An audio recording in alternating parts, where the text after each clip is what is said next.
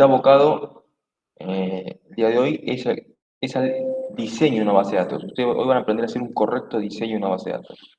En la primera parte, hasta el primer parcial, ustedes se olvidaban del diseño de la base, yo le daba las bases, ¿se acuerdan? El conjunto de tablas con las columnas, yo le daba las bases de datos y ustedes se encargaban de hacer de DEL y de MEL, ¿sí? Ahora ustedes van a diseñar una correcta base de datos, por lo cual no se va a encarar yo dándole las bases de datos, sino que le voy a dar un enunciado, que sería lo equivalente a un relevamiento con los usuarios o los clientes, y en base a eso ustedes van a diseñar la base de datos en forma correcta. Ahora van a aprender los pasos, ¿sí? Para que esa base de datos diseñada sea óptima, sea correcta, ¿sí?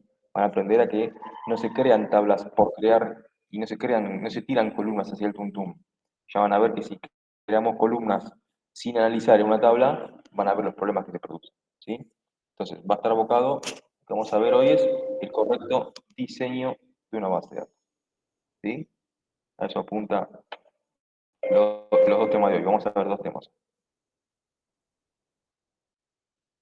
Bien, entonces lo que vamos a ver entonces es la normalización de base de datos. Para que una base de datos esté considerada de forma óptima, tiene que estar esta base normalizada.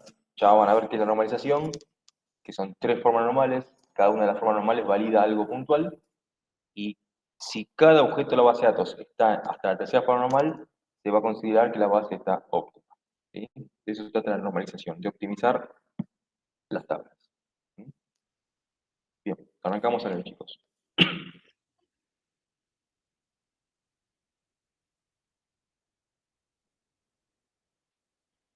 Bien, cada relación o cada tabla consiste de varios atributos o columnas, ¿sí? Existen normas formales para determinar que una agrupación de atributos en una tabla sea mejor que otra. O sea, hay una forma normal que vamos a aprender que determina que una agrupación de columnas en una tabla sea mejor que otra, ¿sí? Como pautas informales de diseño encontramos la relación que existe entre los valores de los atributos de una tupla y evitar los valores en un uso de las tuplas. Ahora hablamos de estas dos cosas.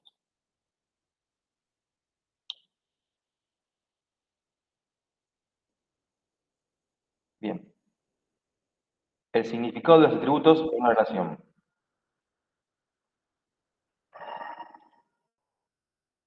Entonces, se definen ciertas reglas para optimizar las relaciones. Entonces, primero, esto no va a ser nuevo. Van a ver que esto ya lo han aprendido en la primera parte, pero es parte del correcto diseño de las tablas. Es cómo se relacionan las tablas. Esto. Pero estamos creando la tabla en forma correcta, por eso se repite ahora. ¿Sí? Ahora van a ver que esto ya lo conocen. Se define, todavía no empezamos con normalización puntualmente, ¿eh? Pero esto es parte del correcto diseño de una base y de creación de tablas. Por eso lo nombra de vuelta ahora. Si la entidad A contiene tuplas que se relacionan de una o más de una tupla con la entidad B, o sea, una relación de uno a muchos, la relación correspondiente a muchos, en este caso la entidad B, va a contener un atributo que la relacione con la otra. Este atributo era la clave ajena, la foreign key, ¿sí?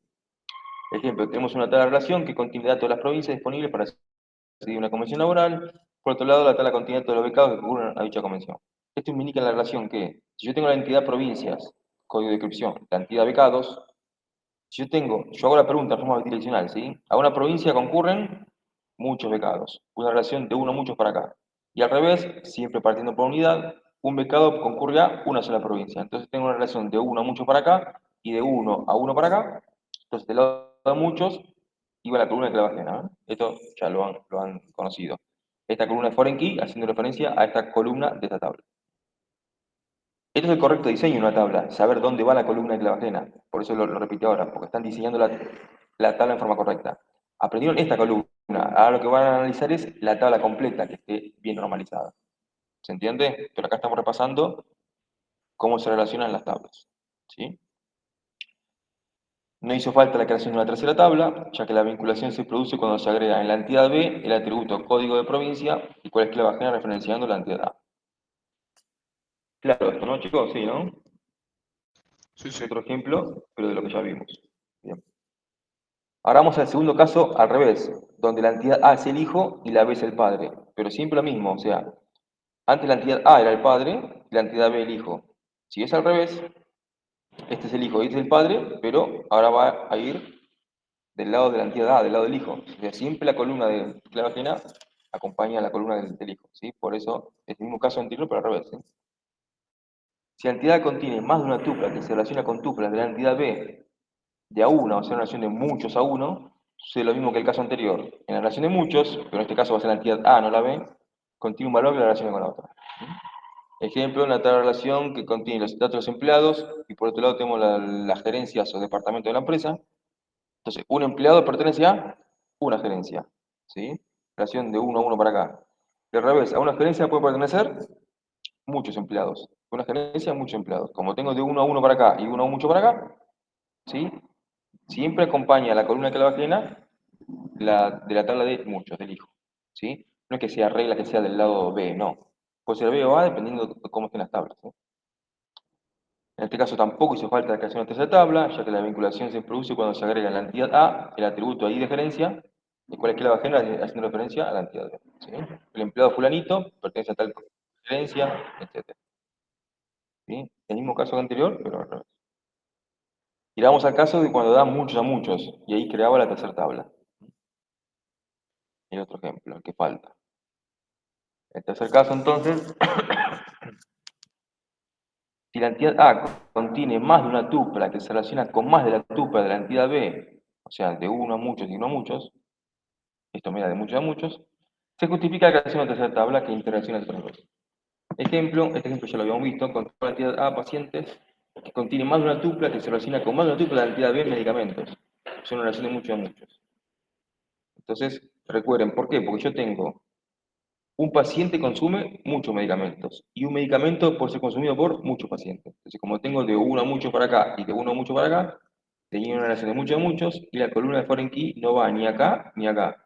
Yo que creaba la tabla internacional para este medicamento donde tenía el ID de paciente tal, consume de tal medicamento, tanta dosis diaria. ¿Sí? Esta es la clave primaria compuesta, porque se repite el paciente tomando distintos medicamentos, o se repite el medicamento pero consumido por distintos pacientes. ¿Se acuerdan, chicos? Sí, sí. Sí, Esta parte no es nueva, pero ¿por qué se ve acá de vuelta? Porque están diseñando de forma correcta las tablas. Están sabiendo si va a una columna de clave ajena, dónde va, o, como en este caso, no va a columna de clave ajena y se crea una tercera tabla. Este es el correcto diseño, ¿sí? Es el correcto diseño de una porción de la tabla. Ahora vamos a aprender con las formas normales a evaluar cada atributo de la entidad que cumpla con las formas normales, para considerar la tabla completa en forma óptima. ¿Sí? Bien, antes de comenzar con la normalización propiamente dicha, vamos a ver los valores nulos en las tuplas, que lo nombro acá, que es otra recomendación de diseño, es lo que decía acá, ¿sí? Evitar los valores nulos en las tuplas. ¿Qué quiere decir esto? ¿Cuál es la recomendación de diseño de esto? Entonces, en una relación se agrupan determinada cantidad de atributos que a veces conforman una relación demasiado grande.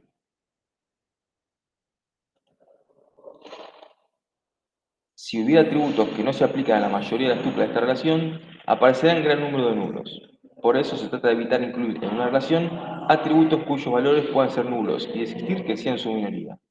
Ejemplo, si solo el 10% de los alumnos trabajan, no se justifica incluir un atributo quit o quill, sino que se puede crear una relación alumno-trabajo que contenga solo tuplas con los alumnos que están empleados. Bien, vamos a aplicar esto. ¿Qué quiere decir? ¿Cuál es la recomendación de diseño? Que evitar valores nulos en las tuplas. O sea, si yo voy a crear una tabla, todo depende del caso, el ejemplo, ¿no? Si yo voy a crear una tabla de alumnos, ejemplo, y estos alumnos son del secundario, ¿sí? Entonces, yo sé que el 5 o el 10% como mucho trabajan. Entonces, ¿qué dice la recomendación de diseño? Que la tabla de alumnos no contenga la columna quit o quill si yo sé que en su 90% esa columna va a estar vacía, va a ser nula. ¿Se entiende? Entonces, en vez de crear tablas con columnas, cuando yo ya sé que el 90% o 95% va a estar vacía, eso no es una correcta recomendación de diseño. ¿Qué es lo que se suele hacer? No colocar esa columna, que va a estar en su mayoría vacía, y se crea una tabla, o una segunda tabla, o sea, es preferible crear una segunda tabla, o sea, primero está la tabla de alumnos, ¿no? Con los datos de los alumnos, sin la columna quit o quill, y crear una segunda tabla que sea alumno trabajo o el nombre que sea, donde va a tener el legajo y su quit subrayadora que es la primaria, ¿se acuerdan? Entonces, el legajo y el quit o quill. Y en esta tabla que tengo, chicos, solo el 5% de los alumnos que trabajan. ¿Se entiende? Sí, sí. Bien, entonces.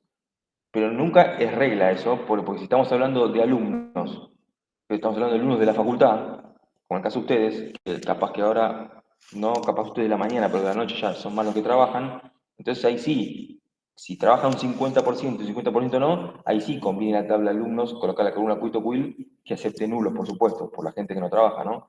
Pero si va a estar lleno un 50%, ahí sí es una columna que acepte nulos. Pues por eso, todo depende del caso puntual. Estamos hablando del alumno secundario, donde va a haber un 5% que trabajan, bueno, no conviene colocar columnas cuyo uso va a ser prácticamente nulo. Esa es la recomendación de diseño, que es por fuera de la normalización que ahora empezamos a aprender. ¿Sí? Bien.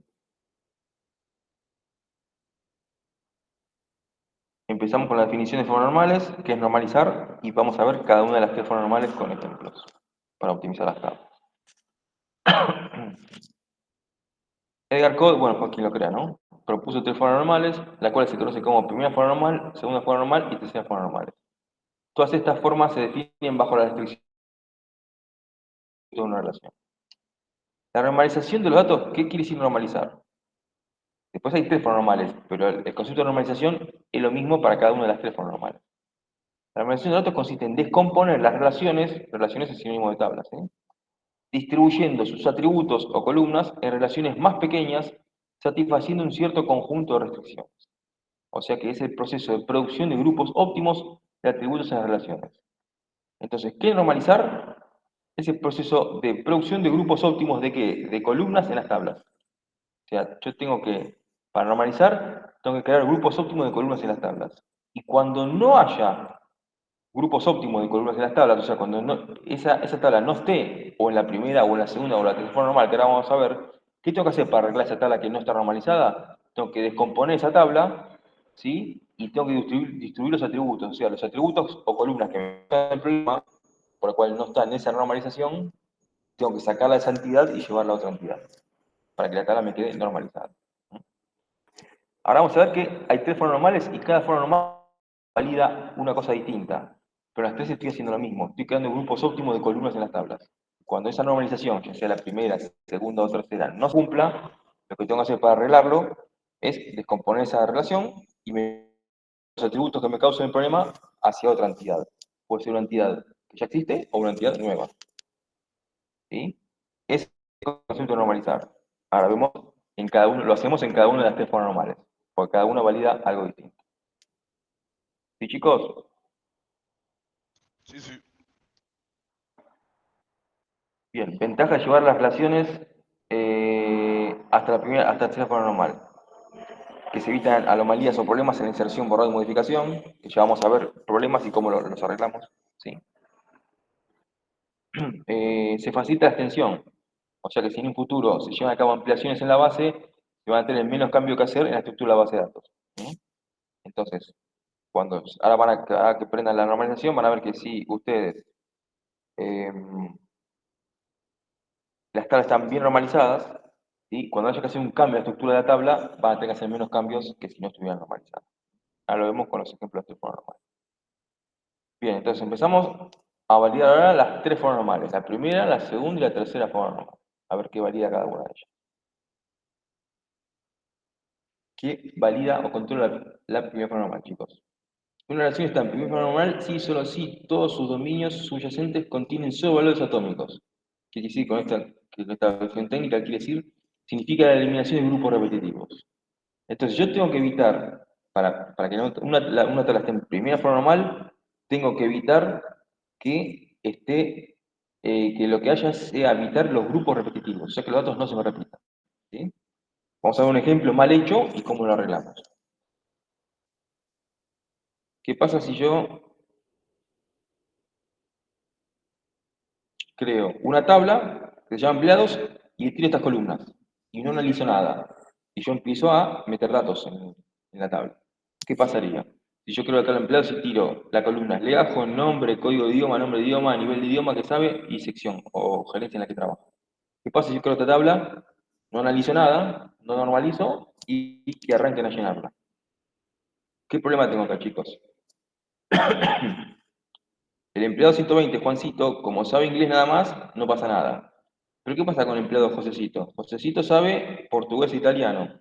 Entonces, estoy repitiendo el legajo, el nombre, si hubiera con una dirección, repito la dirección, repito qué sección trabaja, para que diga que sabe el código idioma 3 que es portugués, nivel A, que sería avanzado, y sabe el código idioma 4 que es italiano, nivel B, intermedio, lo que sea. Acá hay grupo repetitivo de información. ¿Se dan cuenta, chicos? Entonces, esta tabla no está en primera forma normal. ¿Por qué? Pues el grupo repetitivo de información. Toda entidad tiene que almacenar un registro por cada cosa que almacena esa entidad. Si hablamos de empleados, tiene que haber un registro por cada empleado. Si hablamos de clientes, tiene que haber un registro por cada cliente. Entonces, ven que si yo tiro columnas por tirar, no normalizo, cuando la tabla se empieza a usar, ve que se genera estos inconvenientes. ¿Sí? Entonces, la tabla no está en primera forma normal. Y cuando no estaba en esa forma normal, ¿qué decía el concepto de normalización? Tengo que descomponer esta relación y llevarme el o los atributos que me causan el problema a otra entidad. ¿Entiende? A nivel conceptual, chicos, ¿qué es lo que me causa la repetición de los registros en esta tabla? Los datos correspondientes a qué son lo que me causan la Los repetición. idiomas. Los idiomas, bien. O sea, el problema acá no tengo el idioma, exactamente, porque por el idioma me hace repetir. Entonces, exactamente, acá me tengo que llevar a otra relación los atributos referidos al idioma que me causan la repetición de los registros. Exactamente. Bien, entonces, ahora, ¿cómo estaría esta tabla en primera forma normal? Desglosada, o sea, se va a quedar en más de una tabla. Bueno, acá explica y después se arregla, ¿no? Entonces, los atributos referidos al idioma del empleado son los que provocan la repetición de los reglejos. Entonces, el mero grupo repetitivo significa llevarme a otra relación los atributos causantes de tal iteración o repetición. ¿Sí? Entonces, ¿cómo quedan las tablas? Acá lo define a nivel estructura, no a nivel con datos, ¿no? ¿Cómo quedan las tablas a nivel estructural? Empleados con legajo, nombre y sección, que son los atributos propios del empleado. Recuerden que siempre subrayado la clave primaria. Una tabla de idiomas con código y nombre, que son los atributos propios del idioma. ¿Qué va a tener código de nombre? 1 inglés, 2 francés, 3 portugués, 4 italiano, etc. Y ahora tengo una tercera tabla, que es una interrelación de empleo de idioma, para indicar el nivel de cada empleado, de cada idioma. Entonces, la tabla de empleo de idiomas, que es la primera compuesta, porque tengo tal legajo, tal código de idioma y tal nivel. ¿Por qué compuesta? Porque se va a repetir el legajo, pero sabiendo distinto idioma. O sea, el legajo 100 sabe el idioma 1, que es inglés, porque el idioma 1, acá tengo código y nombre, sé que es inglés. Legajo 100 sabe el idioma 1, avanzado. El legajo 100, mismo legajo, sabe el idioma 2, que es francés, básico. ¿Se entiende? Se repite el legajo de distinto idioma. O se repite el código de idioma, el 1 y el 1, de distinto legajo. ¿Se entiende? ¿Cuándo va a saltar acá? Cuando el mismo legajo sepa el mismo idioma. Y yo no tengo que, no tiene que haber dos registros repetidos de legajo idioma. ¿Se entiende? Entonces, ahí me quedo en primera forma normal, no hay grupos repetitivos. Ojo, cuando yo, de esta tabla, desglosé en este caso dos más. Cuando yo toqueteo o manoseo, tengo que volver a preguntar, por las tablas que involucré en el manoseo, tengo que volver a preguntar, ¿me quedó esta en primera? ¿Me quedó esta en primera? ¿Me quedó esta en primera? Tengo que hacerme la pregunta porque capaz que arreglo esta y desarreglo otra. ¿Entiendes? Entonces, las tablas que yo involucré en la edición, tengo que volver a preguntar si está en esta forma normal. Entonces, ¿esta me queda en primera forma normal? Sí, no hay grupos repetitivos. ¿Esta me queda en primera forma normal? Sí, no hay grupos repetitivos, porque tengo uno inglés, dos francés, italiano. Y acá, ¿esta me quedó en primera forma normal? Sí, porque no hay grupos repetitivos. No va a haber mismo le bajo, mismo idioma. ¿Se entiende, chicos? La primera forma normal, Sí, sí. ahí estoy evitando que se repita. Entonces, ¿ven? En este caso quedó una o dos tablas más. Yo voy a desglosar en lo que necesite. Pero cada tabla me tiene que dar en la primera forma normal. Luego, ahora vamos a hablar de la segunda y la tercera, ¿sí? Pero bueno. Pero eso es, entonces sería la primera forma normal, chicos. Evitar los grupos repetitivos de información. Y si está mal, desglosarlo. Vamos a la segunda forma normal. ¿Qué es lo que valida? Vemos el ejemplo que está incorrecto y cómo lo corregimos.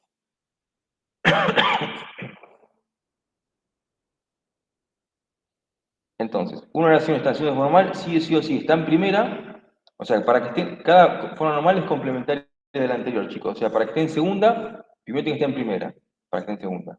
Y luego vamos a ver la tercera, para que esté en tercera, que tiene que estar en primera y en segunda, y después tengo que evaluar la tercera forma normal, ¿sí? Cada forma normal es complementaria de la otra, de la anterior.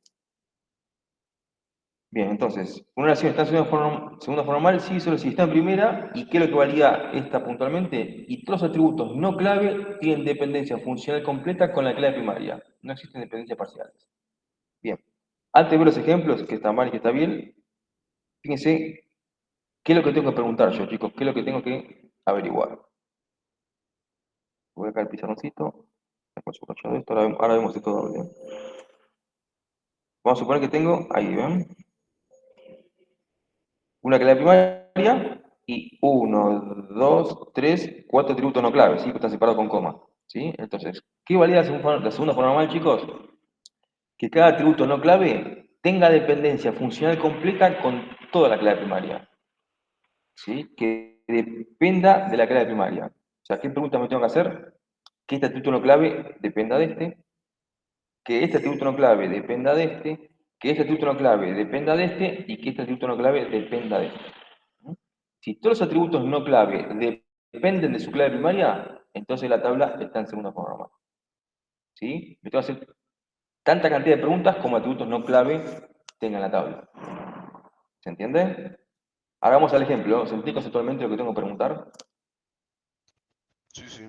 Bien, entonces, ¿qué pasa? Cuando la clave primaria es simple, es más fácil que esté en segunda. ¿Por qué? Porque enseguida va a saltar si no está en segunda. ¿Por qué? Porque un atributo no clave que no dependa de esta clave primaria va a ser medio burdo, va a ser medio básico. Por ejemplo, este nombre tiene que ser el nombre del empleado. No puede decir acá el nombre guión bajo cliente. ¿Se entiende? Ahí sí, ese nombre guión bajo cliente no tiene dependencia o relación con esta clave primaria, por lo cual la tengo que sacar. La dirección tiene que ser la dirección del empleado. La sección tiene que ser la sección en la que trabaja ese empleado. ¿Se entiende? Esa es la pregunta que tengo que hacer. Entonces, cuando hay un atributo que no pertenece a esa clave primaria, lo tengo que sacar para descomponerlo, que ahora vemos cómo se hace. ¿Sí? Pero esa es la pregunta que yo me tengo que hacer. ¿Sí? Cuando un atributo no clave dependa en forma completa de su clave primaria. Bien, ahora ¿qué pasa? Dijimos que cuando la clave primaria es simple, es más fácil detectar que está en segunda, porque si no está en segunda, va a ser una columna que no tiene nada que ver acá en la tabla. ¿Sí? ¿Qué pasa si yo tengo una clave primaria compuesta? O sea que yo tengo esto, un subrayado doble, ¿no? Control S, control S. Yo tengo estas dos como clave primaria y tengo acá. ¿Qué puntos tengo que hacer entonces en forma conceptual? Por definición de la segunda forma normal, ¿qué dice? Para que esté en segunda forma normal, los atributos no clave tienen que tener dependencia funcional completa con toda la clave primaria, ya sea simple o compuesta. Como en este caso la clave primaria es compuesta, ¿qué preguntas me tengo que hacer ahora, chicos? Que este atributo no clave dependa de este y de este. Que este atributo no clave dependa de este y de este. Y que este atributo no clave dependa de este y de este. Esas son las preguntas que me tengo que hacer. Si eso coincide, la tabla está en segunda forma normal. Si hay un atributo no clave que dependa de uno, pero no del otro, esa no es una dependencia funcional completa, es una dependencia funcional parcial. Entonces esa tabla no está en segunda y va a haber que desglosarla. ¿Se entiende? O sea, cuando la clave primaria es compuesta, que son los casos más difíciles de analizar, cada atributo no clave tiene que depender de su clave primaria en forma completa. Entonces tiene que depender de los dos. Cuando depende de uno y no de otro, ahí no está en segunda y se desglosa. ¿Se entiende el concepto, chicos? Ahora vamos al ejemplo y van a terminar de entender, ¿sí? Pero conceptualmente las preguntas que me tengo que hacer para hacer una forma normal, ¿se entiende? Sí, profe. Bien. Bueno, así vamos al ejemplo. Bien, apunto. El primer ejemplo está bien, está en segunda. Y el segundo ejemplo está mal y cómo lo arreglamos. ¿Sí? El primer ejemplo está bien, o sea, está en segunda. Se analizan los casos de clave primaria compuesta, porque la clave primaria simple es sencillo, ¿se entiende? O sea, como le dije, si hay una columna que no tiene nada que ver, o sea, la sección, en este caso, como ejemplo, ¿ven? El nombre es el nombre del empleado, y la sección del empleado, y total está en segunda, ¿ven? Tiene que ser una columna que no tenga nada que ver con el empleado, por ejemplo, dirección guión bajo cliente. Ese atributo no tiene dependencia con su clave primaria, entonces hay que sacarla de ahí. ¿Sí? Pero se nota más cuando no está en segunda con clave primaria simple. Cuando no se nota tanto es cuando la clave primaria es compuesta. Por eso los ejemplos están con clave primaria compuesta. Claro, todo lo que marcaría autonomía se saca. Exactamente. Entonces, este ejemplo dijimos que está bien, ¿eh? Está en segunda. Y después vemos el que está mal y cómo se arregla. Si yo tengo tal empleo de idioma con legajo, código de idioma y nivel de idioma. Antes de leer esto, ¿no? ¿Qué pregunta me tengo que hacer acá, chicos? Entonces, hay un solo atributo no clave, entonces me tengo que hacer una sola pregunta. Que este atributo no clave dependa de este y de este. Vamos a hacer la pregunta, no lean acá, ahora leemos acá. Vamos a hacer la pregunta. ¿El nivel de idioma, que es básico, intermedio, avanzado, tiene dependencia con el legajo?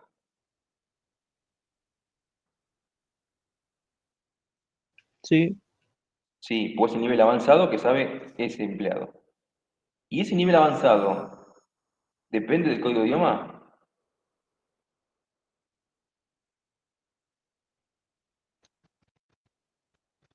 ¿Qué les parece?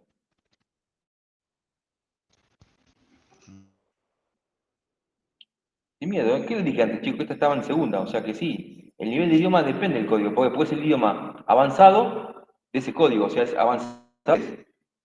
Y ese avanzado es de inglés que sabe esa persona. ¿Ven? O sea, este atributo no clave depende de este y de este. ¿Se entiende? Por lo cual esta tabla está en segunda, pues este atributo no clave depende de este y de este. Acá lo explica de vuelta. El nivel de idioma es un atributo no clave que tiene dependencia funcional completa con toda la clave primaria. O sea, el nivel de idioma depende del empleado que lo tiene, o sea, este depende de este, y del idioma que sabe, o sea, este con este. Esto significa que está en segundo. ¿Se entiende, chicos? Acá está la explicación de lo que les acabo de decir. sí, ¿Se sí. entiende? Entonces, esta tabla está en segunda. Este atributo no clave depende de este y de este. Como no tengo más atributo no clave, no tengo más preguntas, entonces esta entidad está en segunda. Y previamente tiene que estar en primera. Y está en primera por un grupo repetitivo. Bien, vamos al ejemplo 2 donde está mal y cómo lo arreglo. El arreglo siempre es el mismo, es descomponer lo que me causa el problema y llevarme a otra entidad, el o los atributos que me causan el problema. Yo tengo la tabla empleados, tengo legajo, código de idioma, nivel de estudio. ¿Sí? ¿Qué pasa acá? Nivel de idioma, dijimos que depende del legajo y del código de idioma que sabe. ¿Sí? Bien. Ahora analizo este título no clave, que dependa de este y de este. Pregunto, ¿el nivel de estudio, que es secundario, terciario, universitario, ¿no? ¿El nivel de estudio depende del legajo? Pregunto, ¿no? Sí, Sí, sí. Sí, pues ese es el nivel de estudio secundario, terciario, universitario que tiene ese legajo. Bien, ahora, nivel de estudio, ¿depende de este atributo no clave? De este atributo clave, perdón. no. No. No, porque es independiente que el nivel de estudio no tiene relación o dependencia con el código de idioma. Porque puede tener un nivel de estudio puntual y otro nivel de idioma. Exactamente. Entonces, este atributo no clave no tiene dependencia funcional completa con la clave primaria, tiene dependencia funcional parcial con la clave primaria, porque depende de este, pero no de este. Entonces, esta tabla no está en segunda y tengo que manusear acá. Entonces, ¿cómo queda el arreglo para que esto quede en segunda? Entonces, explicamos lo que vimos recién. La relación se encuentra en primera forma normal porque la tupla se identifica en forma única, o sea, no hay grupos repetitivos, pero no se cumple la segunda forma normal ya que el atributo nivel de estudio depende del empleado, pero independientemente del idioma que sepa. Por lo tanto, este atributo debe desaparecer de esta relación e incluirse en la relación entidad del empleado. Entonces, ¿cómo quedarían las tablas correctas? La tabla de empleados con legajo, nombre, sección y nivel de estudio, que son los atributos propios del empleado. Entonces, esta tabla sí está en segunda, porque nombre es el nombre, es el nombre de esa persona, la sección en la que trabaja ese empleado, y el nivel de estudio es el nivel de estudio que tiene ese empleado. ¿Sí? Una tabla de idiomas con código y nombre, uno inglés, dos francés, que está en primera y en segunda. Y la tabla empleo de idioma que tenía legajo, código de idioma y nivel de idioma. Y dijimos que este sí estaba en segunda, porque el nivel era el nivel intermedio avanzado de esa persona y era el nivel intermedio avanzado de ese idioma que sabe. Entonces, ven, se desglosó y me quedó en primera y en segunda. Esta y esta. De vuelta, acá lo mismo. Si las tablas que intervinieron en la edición, o sea, en el manoseo, en el toqueteo, tengo que volver a preguntar, a ver, ¿esta me quedó en segunda? Sí. ¿Esta me quedó en segunda? Sí. ¿Esta me quedó en segunda? Sí. Porque capaz que arreglo una y desarreglo otra. ¿Sí? Entonces ahí está en primera y en segunda forma normal. ¿Se entiende, chicos? Segunda forma normal. Sí, sí. Entonces la primera, evitar grupos repetitivos. Y la segunda es, los atributos no clave tienen que tener dependencia funcional completa con toda la clave primaria, ya sea simple o compuesta esa clave primaria. ¿Sí? Vamos a la tercera forma normal, la última. Que para que esté en tercera, sí, eso sí, tiene que estar en segunda, o sea, en primera y en segunda. ¿Y qué valida puntualmente la tercera forma normal? Que todos los atributos no clave sean independientes entre sí. O sea, cada atributo no clave no tiene que tener dependencia entre atributos no clave. Vamos al pizarroncito. Conceptualmente, ¿qué preguntas me tengo que hacer si tengo esta entidad? Que este atributo no clave no dependa ni de este ni de este. Pregunta por el siguiente, que este atributo no clave no dependa ni de este ni de este. Y la última pregunta que hago, que este atributo no clave no dependa ni de este ni de este. ¿Sí? Si hay un atributo no clave que depende de otro, o sea, ¿qué quiere decir que depende de otro? Ahora vamos a ver el ejemplo. ¿Qué quiere decir que dependa de otro? Que el cambio de uno me implica el cambio del otro. Hay dependencia entre los valores. Entonces ahí no está el tercera forma normal y lo tengo que desplazar.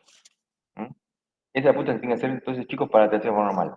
Los atributos no clave tienen que ser independientes entre sí. No tiene que haber dependencia entre atributos no clave. ¿Se entiende el concepto, chicos? Ahora vamos a hacer el ejemplo, ¿no? Sí, sí. Bien. Vamos al ejemplo donde está mal y cómo lo arreglamos. Ejemplo, yo tengo la tabla de empleados, que tengo legajo, nombre, número de sesión y oficina de atención. Entonces, para la tercera forma normal, además de estar en primera y segunda, ningún dominio no clave debe tener dependencia funcional completa con otro dominio no clave. Entonces, analiza nombre y número de sección. No tienen dependencia entre sí. Analiza nombre y oficina de sección. No tienen dependencia. Analiza este con este, ya lo analizamos porque hicimos este con este, lo mismo. Analiza este con este. Número de sección y oficina de sección dependen de sí, ya que si cambia de sección, cambia de oficina. O sea que el cambio de uno me implica el cambio del otro. ¿Se entiende? Entonces, ella, por ese caso, esta relación no se encuentra en forma normal. Y hay que desglosarlo. Porque el cambio de uno me implica el cambio del otro. Entonces, se debe quitar de la tabla el atributo oficina sección y armar otro donde no interfiera en la normalización de la tercera forma normal. ¿Cómo quedaría entonces bien normalizado?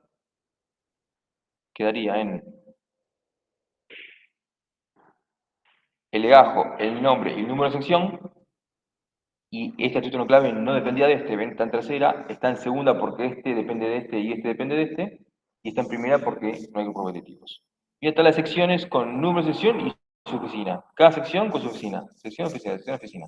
¿Ven? Entonces, obviamente que acá hay una relación, ¿sí? Pero hace que esta tabla esté en primera, segunda y en tercera, y esta tabla esté en primera, segunda y en tercera. ¿Se entiende? ¿Qué pasa? Ahora lo aclara acá abajo, ¿eh? Acá lo aclara. ¿Qué pasa cuando yo tengo una tabla que tiene un solo atributo no clave? Si está en primera y está en segunda, y tengo un solo atributo no clave, automáticamente está en tercera.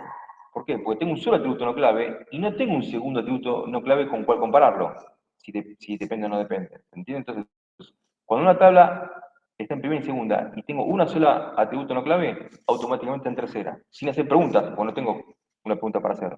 ¿Se entiende? Este atributo no clave, no tengo otro atributo no clave al cual preguntar. Entonces, en este caso, automáticamente está en tercera. Acá sí hay una pregunta, que este no dependa de este, para tercera. Eso lo hice acá. Si la relación contiene un solo atributo no clave, el análisis de la tercera forma normal es innecesario. ¿Se entiende, chicos? Sí, Ejemplo, sí. idiomas. Código y nombre, esta está en primera, en segunda y en tercera respectivamente. Está en primera porque no hay grupos repetitivos. Está en segunda porque el atributo no clave depende de clave primaria. Está en tercera porque en este caso puntualmente no tengo atributo no clave al cual comparar. ¿Sí? Entonces, repasamos de vuelta. Primera forma normal, que evita grupos repetitivos. Segunda forma normal, los atributos no clave tienen que tener dependencia funcional completa con toda la clave primaria. Y la tercera forma normal, los atributos no clave tienen que ser independientes entre sí. No tiene que haber dependencia entre atributos no clave. Acá está hecho a nivel estructura de tabla. Vamos a hacer un ejemplito a nivel estructura y dato, para que vean dónde se produce el problema de la tercera forma normal, chicos. Y para que vean que esto, si está mal diseñado, no es como una regla de integridad que me salta si hay error. ¿Se acuerdan de las constraints? Si hay un error, yo me quedo tranquilo que si hay un dato mal, salta el error. Y ahí me garantizaba que los datos sean consistentes. Acá si la tabla está mal diseñada, no me salva, no hay algo, una validación que me salte. No, el problema se me queda en la inconsistencia de los datos. Para que vean el ejemplo. ¿Qué pasa yo con esta tabla? Ahí de empleado, nombre empleado, edad, carrera y especialización. ¿Sí? Entonces tengo Pepito, es abogado penal, y Cachito es médico traumatólogo. ¿Sí? Si yo esta tabla y la gente empieza a usarla, empieza a llenar los datos. ¿Sí? Pero así como llena datos, un solo me puede hacer este cambio nada más. Me puede modificar una sola columna. Ejemplo. Update de empleados. ¿Qué cambio estoy haciendo acá, chicos? Update de empleados, set especialidad igual a traumatología, where ID de empleado igual a 1. ¿Qué estoy haciendo acá?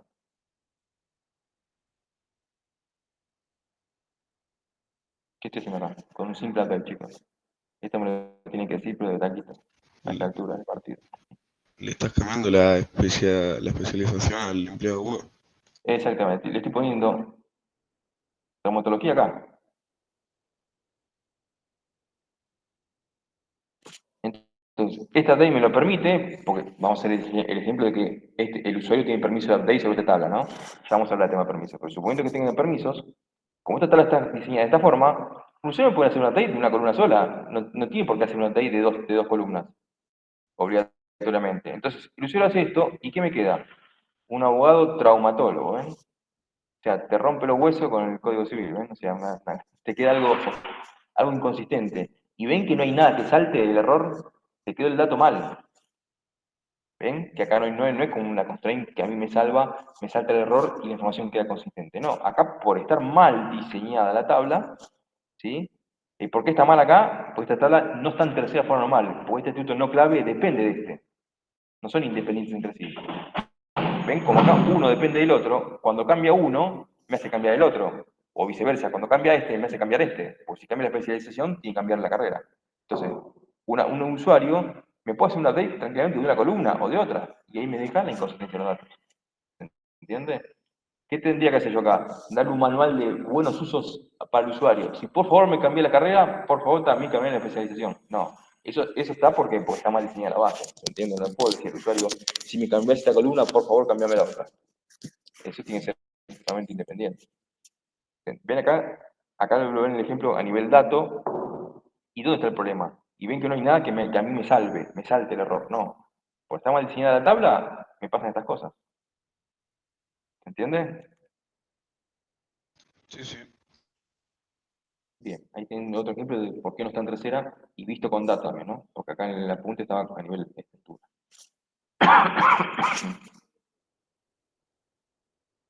Bien, chicos. Esas son las terceras paranormales, entonces.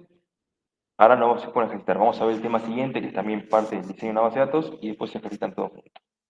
¿Sí? ¿Qué van a tener que hacer? Ya lo digo. ¿Qué van a tener que hacer como ejercicio? Acá ya es un enunciado, ¿sí? Como ustedes están diseñando de forma correcta las bases de datos, hay un enunciado. Y el enunciado sería equivalente a qué cosa? Al reglamento que hacen con los usuarios, ¿sí? O los clientes. Necesito una base de datos que tenga esto, esto y esto. Entonces, ante el enunciado, ¿qué tiene que hacer? El conjunto de tablas normalizadas. O sea, tiene que hacer este conjunto, chicos, de tablas. ¿Cómo está acá, O sea, tiene que ser la base de datos con los atributos. Pero, ¿qué pasa? Esta tiene que estar en cada una de las tablas tiene que estar en primer, segundo y tercera. ¿Se entiende? Entonces, cuando ustedes tienen el conjunto de todas las tablas de toda la base de datos que está en tercera forma normal, entonces toda la base de datos se considera que está óptima. Y normal, bien normalizada u óptima. Esa es la idea de normalizar, chicos. ¿Sí? ¿Se entiende? Entonces, ¿qué tienen que hacer como tarea entonces? Ante los enunciados, ¿ven? Diseñar un conjunto de relaciones normalizadas, llevarlas. Entonces, para todo lo mismo, el 1, el 2, el 3, ante el enunciado, tiene que hacer todo lo mismo, ¿eh? Crear el conjunto de tablas normalizadas. El conjunto de tablas no hace falta que sea así con datos, chicos, ¿eh? Perdón. Así con datos, no hace falta. Con que sea así, a nivel de estructura, alcanza.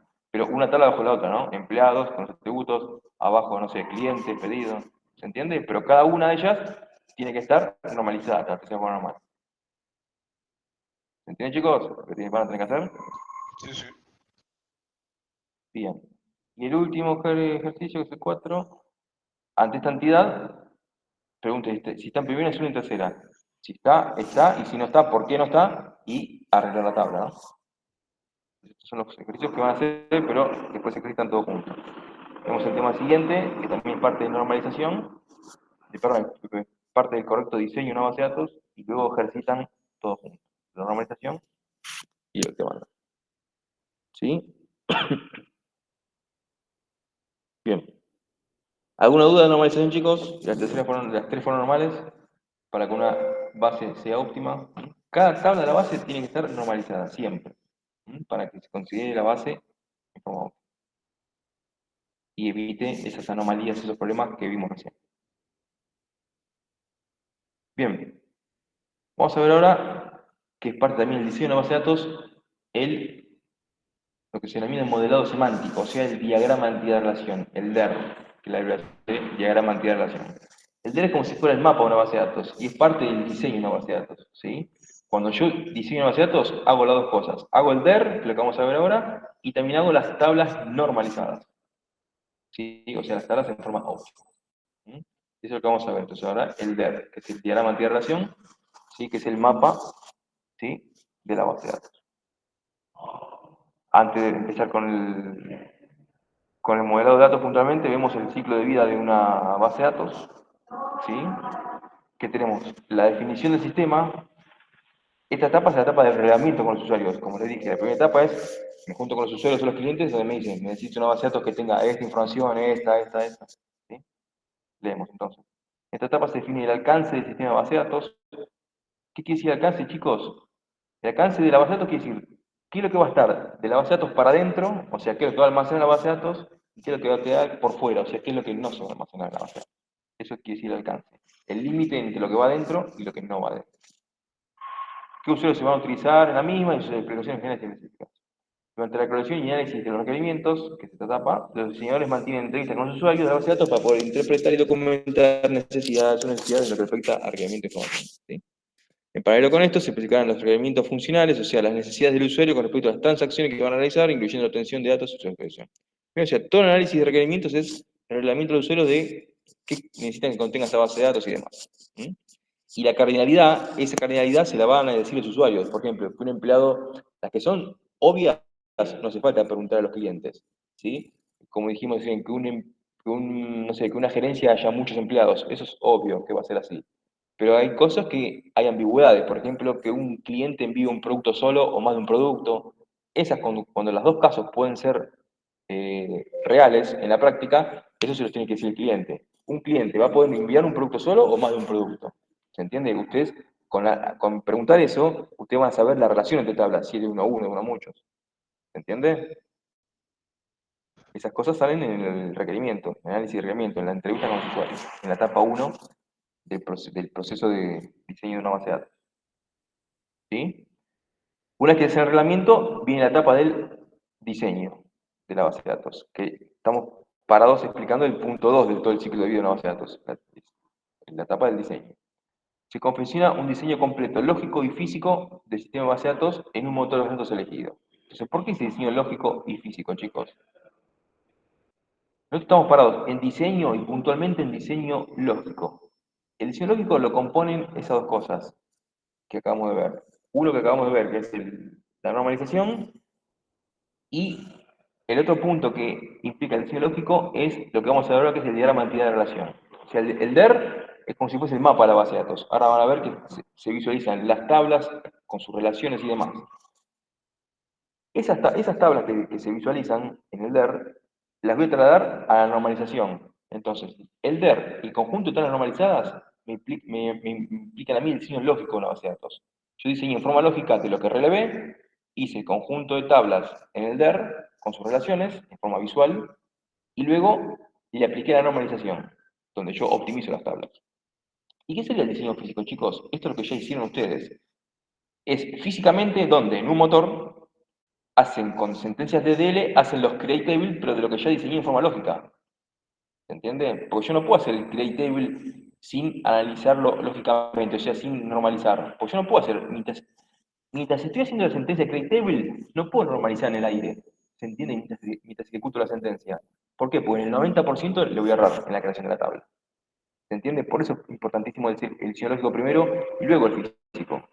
Porque yo no puedo ser el físico de una. Porque mientras saco la sentencia en un motor, tengo el cliente, paréntesis, columna, la otra, y no puedo normalizar en el aire, ahora que aprendí normalización, no puedo normalizar en el aire mientras estoy escribiendo la sentencia create. ¿Se entiende? Pues es muy probable que la erre. Entonces, ¿qué es lo que hago? Hago primero el diseño lógico, que es el DER, que es el mapa de la base de datos que ahora vamos a ver. Hago el conjunto de tablas normalizadas. Ese DER y esa normalización tiene que estar balanceada, equilibrada, ahora lo vamos a ver, ¿sí? Y una vez que hice el diseño lógico, que es el DER y las tablas normalizadas, ahí sí, voy a un motor y hago físicamente el create table de estas tablas, que ya analicé. Y como ya están analizadas, ya están optimizadas, o están normalizadas en diseño lógico, El create table que hago físicamente en el motor, lo hago copiando. Porque digo, create table clientes, y yo ya sé las columnas, como acá, ¿ven? O sea, ya copio, create table empleados. Va a tener esta columna, esta. O sea, cuando yo ejecuto en forma el diseño físico en el motor, los create de los objetos, ya lo hago leyéndolo, copiando. Porque en la parte lógica, en el paso anterior, ya analicé que esté normalizado. ¿Se entiende? Sí, sí. Bien. Por eso es importante primero hacerlo en forma lógica. Hago el DER y el conjunto de tablas normalizadas. Y después hago el físico, o sea, en el motor, creo el conjunto de tablas. Entonces, estamos hablando de dónde estamos parados en todo el ciclo de vida de una base de datos, en el diseño y puntualmente el diseño lógico. El diseño lógico lo componen las dos cosas. El DER, que ahora lo vemos, y el conjunto de tablas normalizadas. Bien, una que te ha hecho el lógico, y fíjense cómo se implementa la base de datos en un motor. Recuerden que esto es el sistema de gestión de base de datos, o motor de base de datos. ¿Sí? En un motor de datos comercial se elige más apropiado, en base a costos en base a la magnitud del tamaño que va a tener esa base, ¿sí? Se elige el motor más apropiado por lo que sale la licencia y demás, ¿no? Se crean los archivos de base de datos vacíos y se implementan las aplicaciones de software. En paralelo con estas actividades se diseñan e implementan programas de aplicación que van a interactuar con esta nueva base de datos. O sea, mientras está el ciclo de vida de esta base de datos, obviamente del lado de desarrollo, están los programadores haciendo la aplicación que va a laburar con esta base de datos. ¿Sí? Eso es lo que quiere decir. Bien. Carga o conversión de los datos. En algunos proyectos la conversión de la base de datos lleva mucho más tiempo y más planeación estratégica que el desarrollo de programas. En otros casos puede no haber existido una base de datos y esto le da la cara completa a la mía. Entonces, si la base de datos, esta base de datos es totalmente nueva, hay que cargarla de cero, la base. Ahora, si esta nueva base de datos viene producto de una migración de un sistema viejo a un sistema nuevo, ¿sí? Si bien la base de datos es nueva, pero es un cambio de versión, entonces yo voy a tener que migrar la información del sistema viejo y de la base de datos del sistema viejo a la base de datos nueva. Esto es lo que quiere decir. ¿Sí? Conversión de aplicaciones. Luego de esta etapa está en condiciones de efectuar la instalación de todo. Una vez que está todo funcionando, ¿qué hago? La prueba-validación, chicos. Se va a probar con datos reales en paralelo con el sistema actual, con la base de datos nueva actual, para no provocar en caso de fallas los problemas en la conexión existente. Ven que dice acá en paralelo. Esta es una etapa que es tediosa, sobre todo para los usuarios, porque acá tienen que laburar doble, chicos. Esto es cuando viene, sobre todo, una migración de un sistema viejo a un sistema nuevo. Yo diseño una base de datos nueva, con una aplicación nueva. Si yo cambio de versión de un sistema a otro, es porque tiene que haber o un cambio tecnológico, ¿sí? Y también, ya que está, aprovecho y agrego nuevas funcionalidades al sistema nuevo, ¿sí? Entonces, pero cuando está activo el sistema nuevo, no es que desconecto el viejo y paso el nuevo por arte de magia, no. Viene la etapa de prueba, justamente. Cuando yo tengo el viejo y el nuevo, yo no desconecto el viejo. Para mí el viejo sigue siendo el actual, el de producción. Y el nuevo está en una etapa de prueba. Entonces, ¿qué tengo que hacer? Y acá viene la puteada de los usuarios porque laburan doble. Tiene que hacer, laburar en paralelo. O sea, cada funcionalidad del sistema viejo tiene que probar que funcione el sistema nuevo. ¿Entiendes? Cada registro que crean el nuevo tiene que meterlo en el viejo. Cada cosa que modifican o que eliminan. O sea, así como laburan en el día a día con el sistema actual, que va a ser el viejo que se va a conectar, tiene que probar todo también en el nuevo. Por eso es trabajo en paralelo y laburan doble. ¿Se entiende? Cualquier anomalía o problema del sistema nuevo, tiene que volver para atrás, a avisar y bueno, y va. Y ahí todo depende. Si el problema estuvo en el reglamento, que no se arregló bien, o el usuario no explicó bien, se toca de vuelta el diseño, se implementa y de vuelta a probar. ¿Se entiende, chicos? Esa etapa paralelo es tediosa para los usuarios porque tienen que probar todo. Y si hay nuevas funcionalidades, tiene que probar cada nueva funcionalidad en el sistema nuevo que funcione correctamente. ¿Se entiende, chicos? Sí, sí. La etapa de paralelo va a durar dependiendo de la magnitud del cambio y del sistema en sí. Una etapa de paralelo puede durar meses o años. Yo estaba en una empresa donde hacía 2 años que estaban todavía en paralelo, porque era tan grande el sistema que se avanzaba, se probaba, había error, se volvía para atrás, capaz que estaba un mes parado o 2 meses parado hasta que se arregle eso, se volvía. Depende de la magnitud del sistema, esta etapa de paralelo va a durar en el tiempo mucho tiempo, o poco, depende de la magnitud. La operación es el uso diario de la base de datos y supervisión y mantenimiento de la base, el mantenimiento cotidiano de la base, que lo hacen los DBA, que esto lo charlamos en la primera clase, que es hacer el backup y recovery, etcétera, ¿no? administración de permisos de usuarios, etc. Este es el uso diario de la base. Y chicos, entonces este es el ciclo de vida de una base de datos, o sea, desde el que inicia hasta el ciclo de vida completo de una base de datos. ¿Sí? Esto es teoría igual. Ahora vamos a empezar con modelo de datos, vamos a empezar a ver la parte práctica que es el DER, puntualmente, el diagrama de relación. ¿Sí? Bueno, ¿qué pautas tenemos para el diseño físico de una base de datos? Factores que se tienen en cuenta para el diseño físico son análisis de las consultas y transacciones en relación con su calidad, análisis de consultas y transacciones con respecto a la frecuencia esperada de invocación, análisis de consultas y transacciones con relación a las restricciones de tiempo sobre ellas, análisis de la frecuencia esperada de superación y actualización. Ven, estos análisis que tienen que hacer, y fíjense estas preguntas, ¿para qué me sirven estas preguntas? En yo saber, al hacer el diseño de la base de datos, qué tengo que hacer o qué no tengo que hacer. Ejemplo, agarramos esta. Análisis de las consultas y las transacciones. Recuerden que una transacción era una unidad lógica de trabajo, era un select, una update, un inicio, un delete, una transacción, ¿sí? Con respecto a la frecuencia esperada de invocación, o sea que si yo analizo y en esa tabla voy a tener una frecuencia de invocación, o sea, una frecuencia de pedido, o sea, de consulta a esa tabla, me la van a zapatear mucho esa tabla, o sea, me la van a consultar mucho. ¿Qué era lo básico que tenía que hacer para optimizar las consultas entonces? Crear un índice para acelerar la búsqueda. ¿Se entiende? Pero por eso tengo que hacer el análisis en el diseño. ¿Esa tabla va a ser frecuentemente invocada o no? ¿Se entiende? Si es una tabla que contiene provincias de la provincia 1 a la 24, es una tabla estática que no crece, no tiene más registros, bueno, bien, ahí no conviene crear un índice.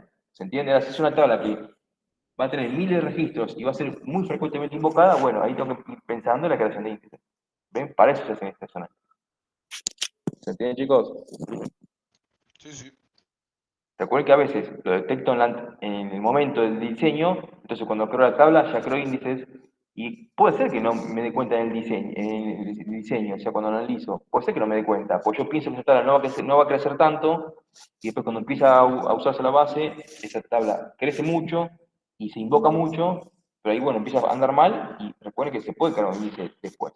Pero bueno, todo lo que se detecte al inicio va a evitar problemas a futuro, porque si yo me doy cuenta después, voy a crear el índice después. Pero lo voy a crear ¿por qué? Porque me está andando mal la base. ¿Se entiende? Bien.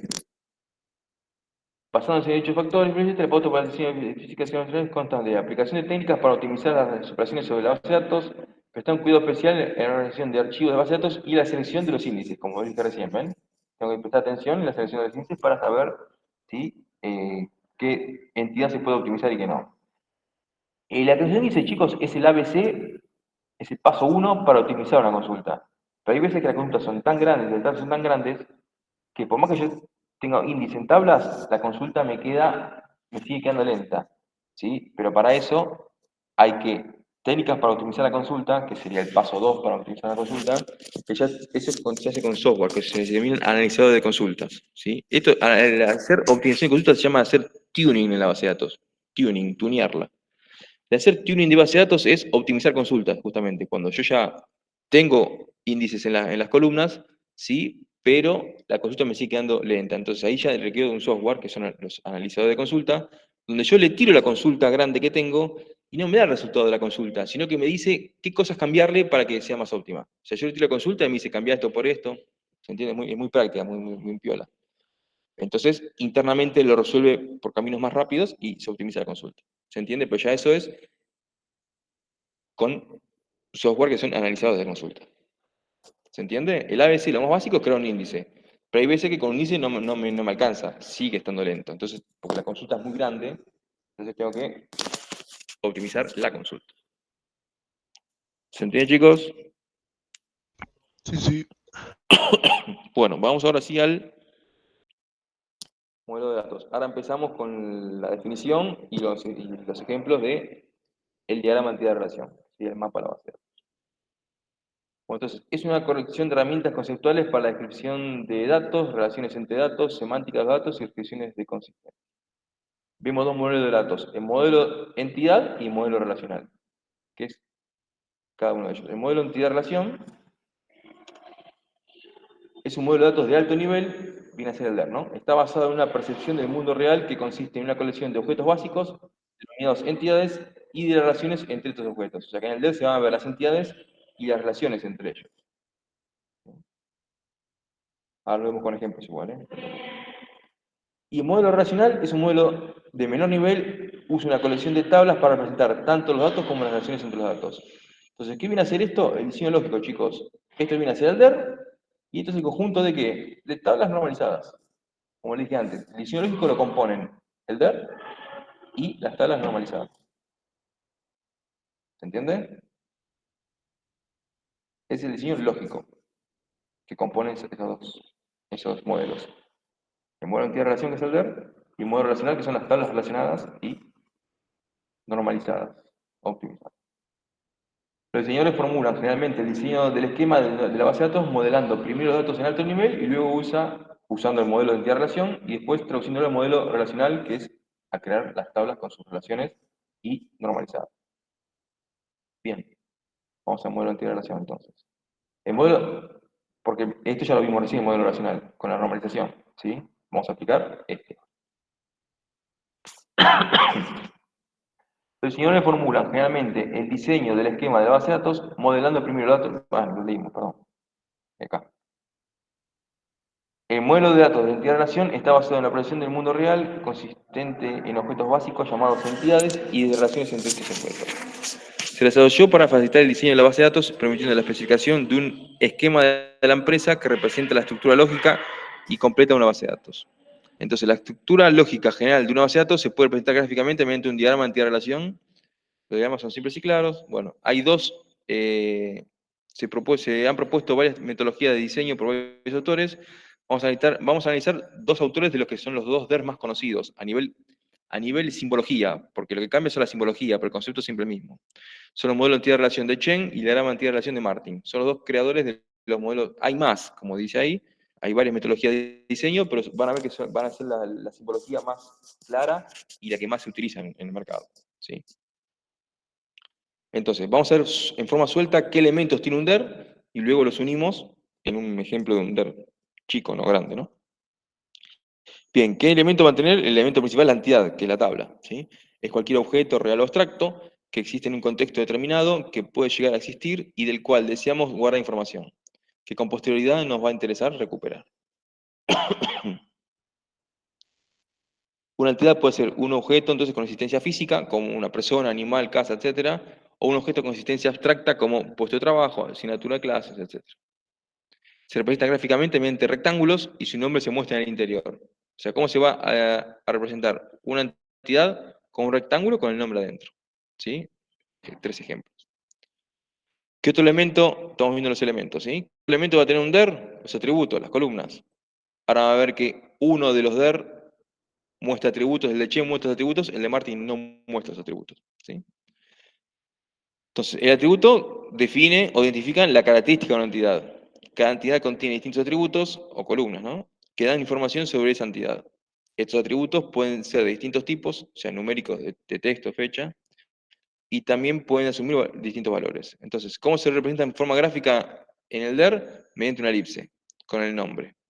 Y esta es la representación suelta.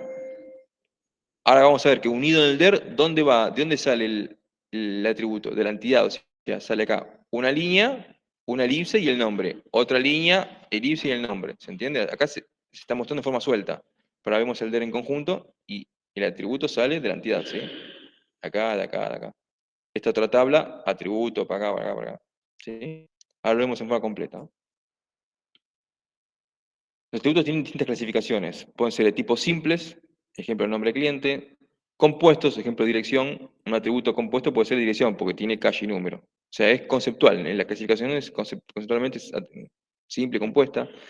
Atributo clave, es decir, un atributo único. Por ejemplo, un atributo único es DNI, por ejemplo, ¿no? Puede haber atributos univaluados o multivaluados. Esto que puede ser que tenga un valor o más de un valor. Por ejemplo, que tenga el dato teléfono. Puede tener uno o más de un teléfono. Y pueden ser atributos o columnas de tipo base o derivadas. Base o derivadas va a hacer que ese dato no lo va a ingresar el usuario por fuera, o por teclado, ya sea un insert o un update, o por la aplicación, sino que va a ser derivado de un cálculo, justamente. Por ejemplo, la columna cantidad total. Esta columna se llena, por ejemplo, no sé, precio por cantidad, por ejemplo, ¿no? O sea, son atributos de tipo derivados, porque no se ingresa por fuera, sino que se calcula. pero son todos atributos de distinto tipo. ¿Sí? ¿Vamos bien hasta acá?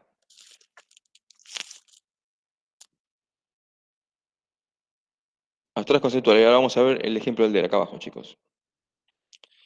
¿Qué otra cosa hay en el DER? Dijimos que hay entidades con sus atributos y ahora hay relaciones, porque una tabla se relaciona con otra y se van a ver reflejadas las relaciones entre las tablas en el DER. Entonces, es la correspondencia o asociación entre dos o más entidades. Cada relación tiene un nombre que describe su función. Ahora lo vemos en el ejemplo, ¿no? Las relaciones se representan gráficamente mediante rombos y su nombre se muestra en el interior. Ahora vamos a ver cómo se ve la relación en el LER de Chen y cómo se ve la relación en el LER de Martin. Cambia la simbología, porque son autores distintos, pero los dos marcan lo mismo. ¿Cómo se hace una relación en el LER de Martin? Yo tengo una entidad de clientes y una entidad de pedidos. Un cliente hace pedidos, ¿ven? Esta es la relación. Toda relación tiene nombre. La relación es la línea. La diferencia entre Martin es que el nombre de la relación va suelto, arriba de la línea, y el Chen va el nombre, pero no con la línea unida, sino con un rombo, como dice acá. Pero esto, el del rombo es es para Chen.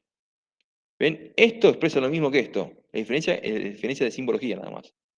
¿Se entiende? Ahora vemos qué es esto, o esto y esto. Ahora vemos qué es eso. La relación es línea y nombre. ¿Se entiende, chicos? Sí, sí. Bien. Toda relación entre tablas se une y tiene nombre. Cambia la simbología dependiendo de... ¿Y qué es esto? Que lo explicamos acá abajo igual. ¿Qué es esto? La cardinalidad. Porque ya que lo muestro acá, lo muestro. Bueno, antes de eso leemos esto con la relación. Entonces, las relaciones recursivas. Bueno, ahora vemos las recursivas porque necesito la cardinalidad para la relación recursiva. Bien, entonces, en toda relación, ¿qué se marca entonces? La línea que une la relación entre dos tablas, el nombre de la relación, y hay que marcar su cardinalidad. ¿Qué es la cardinalidad, chicos? Lo que ya han aprendido se refiere a dejar indicado para cada instancia de una entidad cuántos elementos le puede corresponder a la otra. El ejemplo está ilustrado en la imagen anterior, o sea, el ejemplo está ilustrado acá. Entonces, la cardinalidad, ahora lo están viendo con el nombre técnico, es cardinalidad, esto que estamos diciendo, a un elemento de esta entidad, ¿cuántos elementos corresponden a esto? Como decíamos, ¿qué es en el lenguaje criollo? Es de uno a uno, de uno a mucho, de muchos a muchos. Eso es. Pero técnicamente se denomina en el DER dejar marcada la cardinalidad. Entonces, siempre partimos por unidad, ¿ven? Y fíjense cómo se marca. Un cliente hace uno o muchos pedidos. Ven que se marca en la llegada, nunca se marca en la partida. ¿Por qué? Porque siempre se parte por unidad. Entonces, un cliente hace uno o muchos pedidos. Por eso es el palito y la manita. Esto se denomina una manita o una pata de gallo. ¿Sí? Un cliente hace uno o muchos pedidos. Al revés, un pedido es hecho por un cliente. Ven que siempre se marca en la llegada. ¿Por qué doble línea? Porque es una relación de uno a uno. Por eso es línea doble para Martín. Entonces, esto es de uno mucho para acá y de uno a uno para acá. ¿Ven? Y estoy dejando la cardinalidad en ambos sentidos. Pero siempre es en la llegada, recuerden. Es una relación de uno a muchos y de uno a uno. Siempre se marca en la llegada. ¿Se entiende, chicos? Sí, profe. Esto conceptualmente ya lo sabían y acá están viendo cómo expresarlo en el DER. La cardinalidad. ¿Sí? Ahora vemos en el ejemplo completo de DER cuando es de mucho a muchos cómo lo marcamos. Bien. Chen, exactamente lo mismo, cambia la simbología. Fíjense, un cliente hace uno o muchos pedidos. Se marca la llegada igual, pero en vez de ser el palito y la manito es uno, dos puntos M de muchos. Y al revés, un pedido es hecho por un cliente. El 1, 2.1 es el cliente de la doble línea, una relación de uno a uno, quiere decir. Ven que esto es exactamente lo mismo que esto, cambiando la simbología. El nombre no está suelto alto del rombo y la canalidad se marca distinto. Pero este DER, yo leo un DER de Martin y leo un DER de Chen, exactamente el mismo DER, cambia la simbología. ¿Se entiende, chicos? Sí, sí. Sí, sí. Bien. ¿Qué es esto de relaciones recursivas? ¿Qué son relaciones recursivas? Quiere decir a sí mismo. Generalmente las relaciones van a ser así, de una tabla a la otra, de esta tabla hacer una relación para otra, o de pedido hacer una relación para otra. Ahora lo vemos con un ejemplo un poquito más grande con el DER completo, ¿no? Pero puede haber casos que haya relaciones recursivas.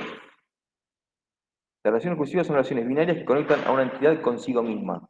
Ejemplo, un empleado trabaja. O sea, la entidad es empleado y la relación trabaja para. ¿Por qué es una relación recursiva acá? Porque un empleado trabaja para otro empleado. ¿Se entiende? O sea, la relación está a sí mismo. ¿Se entiende? No va hacia otra tabla la relación, sino que la relación va a sí mismo. ¿Se entiende el ejemplo? Un empleado trabaja para otro empleado. Entonces, ¿cómo sería gráficamente la relación recursiva? Yo hago relación empleado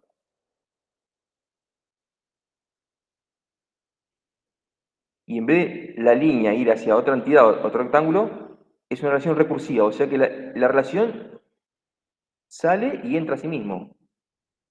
¿Se entiende? O sea, lo hago para acá o para acá, para el lado que sea, ¿no? Pero sale y entra, porque la relación está acá adentro. Entonces, va el nombre de la relación, trabaja para, bueno, acá lo abrevio porque escribí con esto, trabaja para, ¿no? Hago la abreviación. Y tengo una cantidad de 1 a 1. Un empleado trabaja para un empleado. ¿Sí? Entonces tengo el nombre de la relación y cardinalidad. Es una relación recursiva, chicos, donde yo hago en esta relación, viene así mismo. ¿Sí? Otro ejemplo les doy. Si yo tengo la entidad cursos, ahora se lo muestro a nivel dato, hago la tabla. Yo tengo la entidad cursos. ¿Qué pasa si a mí el enunciado me dice, un curso, para hacer un curso, tengo que tener como prerequisito haber hecho otro curso? Entonces, ¿qué hago? En la tabla cursos, ¿cuál es la relación? La relación. Un curso tiene como prerequisito otro curso. Y la información no está en otra tabla, está en esta misma tabla. ¿Se entiende? Es una relación recursiva, así mismo. Entonces, hago así, de uno a uno también, un curso tiene como prerequisito otro curso, y acá sería el nombre, es requisito de, o es requisito. Ahora, luego a nivel tabla también, es requisito. ¿Sí? Un curso que tengo como prerequisito otro curso. A ver, ¿qué pasa con esta tabla, chicos, cuando es recursiva? Vamos a hacer no está hecho, así que lo hago. Tengo la tabla cursos, entonces. ¿Qué compone? ID, curso, nombre, sede y el prerequisito. Entonces, el curso 1, no sé, cualquier cosa, base de datos, eh, sede Avellaneda, y que tengo como prerequisito el curso 3. Este dato es el mismo acá, por eso es recursiva, ¿se entiende? Porque el dato está en la misma tabla. Para la ID de curso 2, que no sé, cualquier cosa, programación, la sede también Avellaneda, tengo requisito hecho el, no sé, el 1. Se tiene que la relación, esta columna está relacionada con esta, es una relación recursiva, la relación está en la misma tabla, no está en otra tabla. ¿Se entiende el ejemplo, chicos? Sí, sí. Acá se ve a nivel dato y cómo se representa en forma semántica, o sea, cómo se ve reflejado en el DER, la relación recursiva, una relación a sí mismo, ¿ven? Lo normal es como esto, una relación va hacia otra tabla. Pero hay casos, acá hay dos ejemplos, ¿ven? Donde son relaciones recursivas, donde la información va a sí mismo. Un curso tiene como proyecto otro curso. ¿Sí? Ojo, para que sea recursiva, tiene que ser así, de uno a uno, chicos, donde yo lo soluciono con una columna.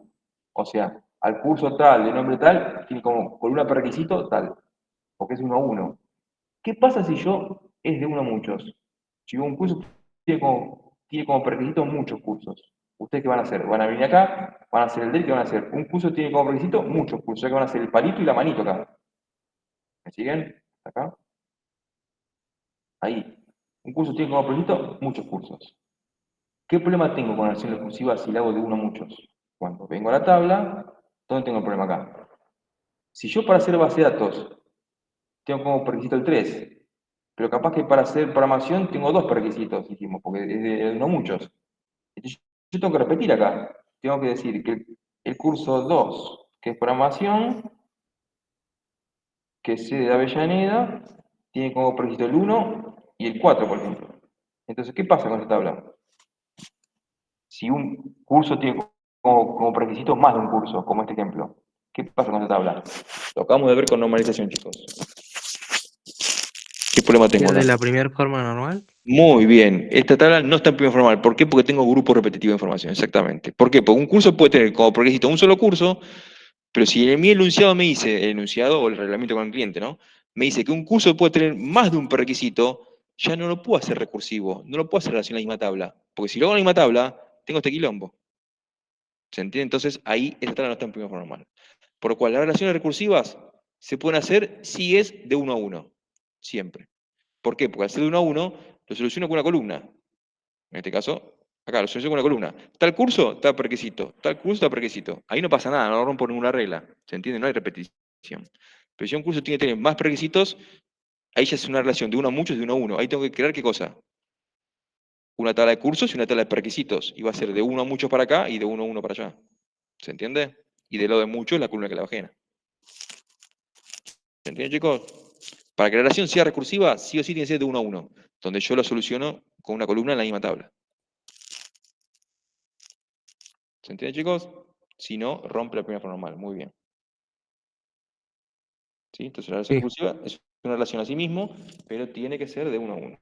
Si no, no puede ser una relación recursiva hacia sí mismo de uno a muchos, porque ahí acaban de ver el problema que se produce, que no queda normalizada la tasa. Muy bien. Bueno, y ahí explicamos entonces lo de la recursividad en el gráfico.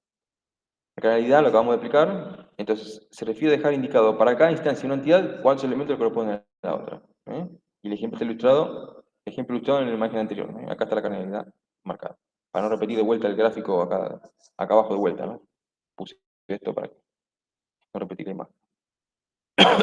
Bueno, vamos a ver un DER es un DER chico porque muestra todo, digamos, de forma completa. El DER de Martin y el DER de Chain, donde van a ver que es el mismo DER, pero cambia la simbología nada más. No se asusten, este DER es exactamente el mismo DER que este. Vemos entonces acá, ¿qué tenemos acá? Entonces, este extracto de ejemplo lo vimos acá, ya lo vimos, ¿sí? Entonces, para Martin es un cliente hace muchos pedidos, o sea, la relación va con línea y nombre suelto.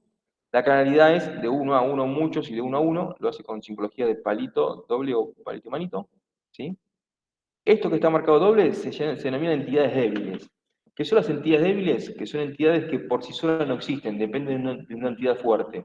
Por ejemplo, yo tengo un cliente y puedo dividir en cliente de empresa y clientes particulares. ¿Ven? O sea, son entidades débiles que dependen de una entidad fuerte. Entonces la entidad débil se marca con doble rectángulo. ¿Sí?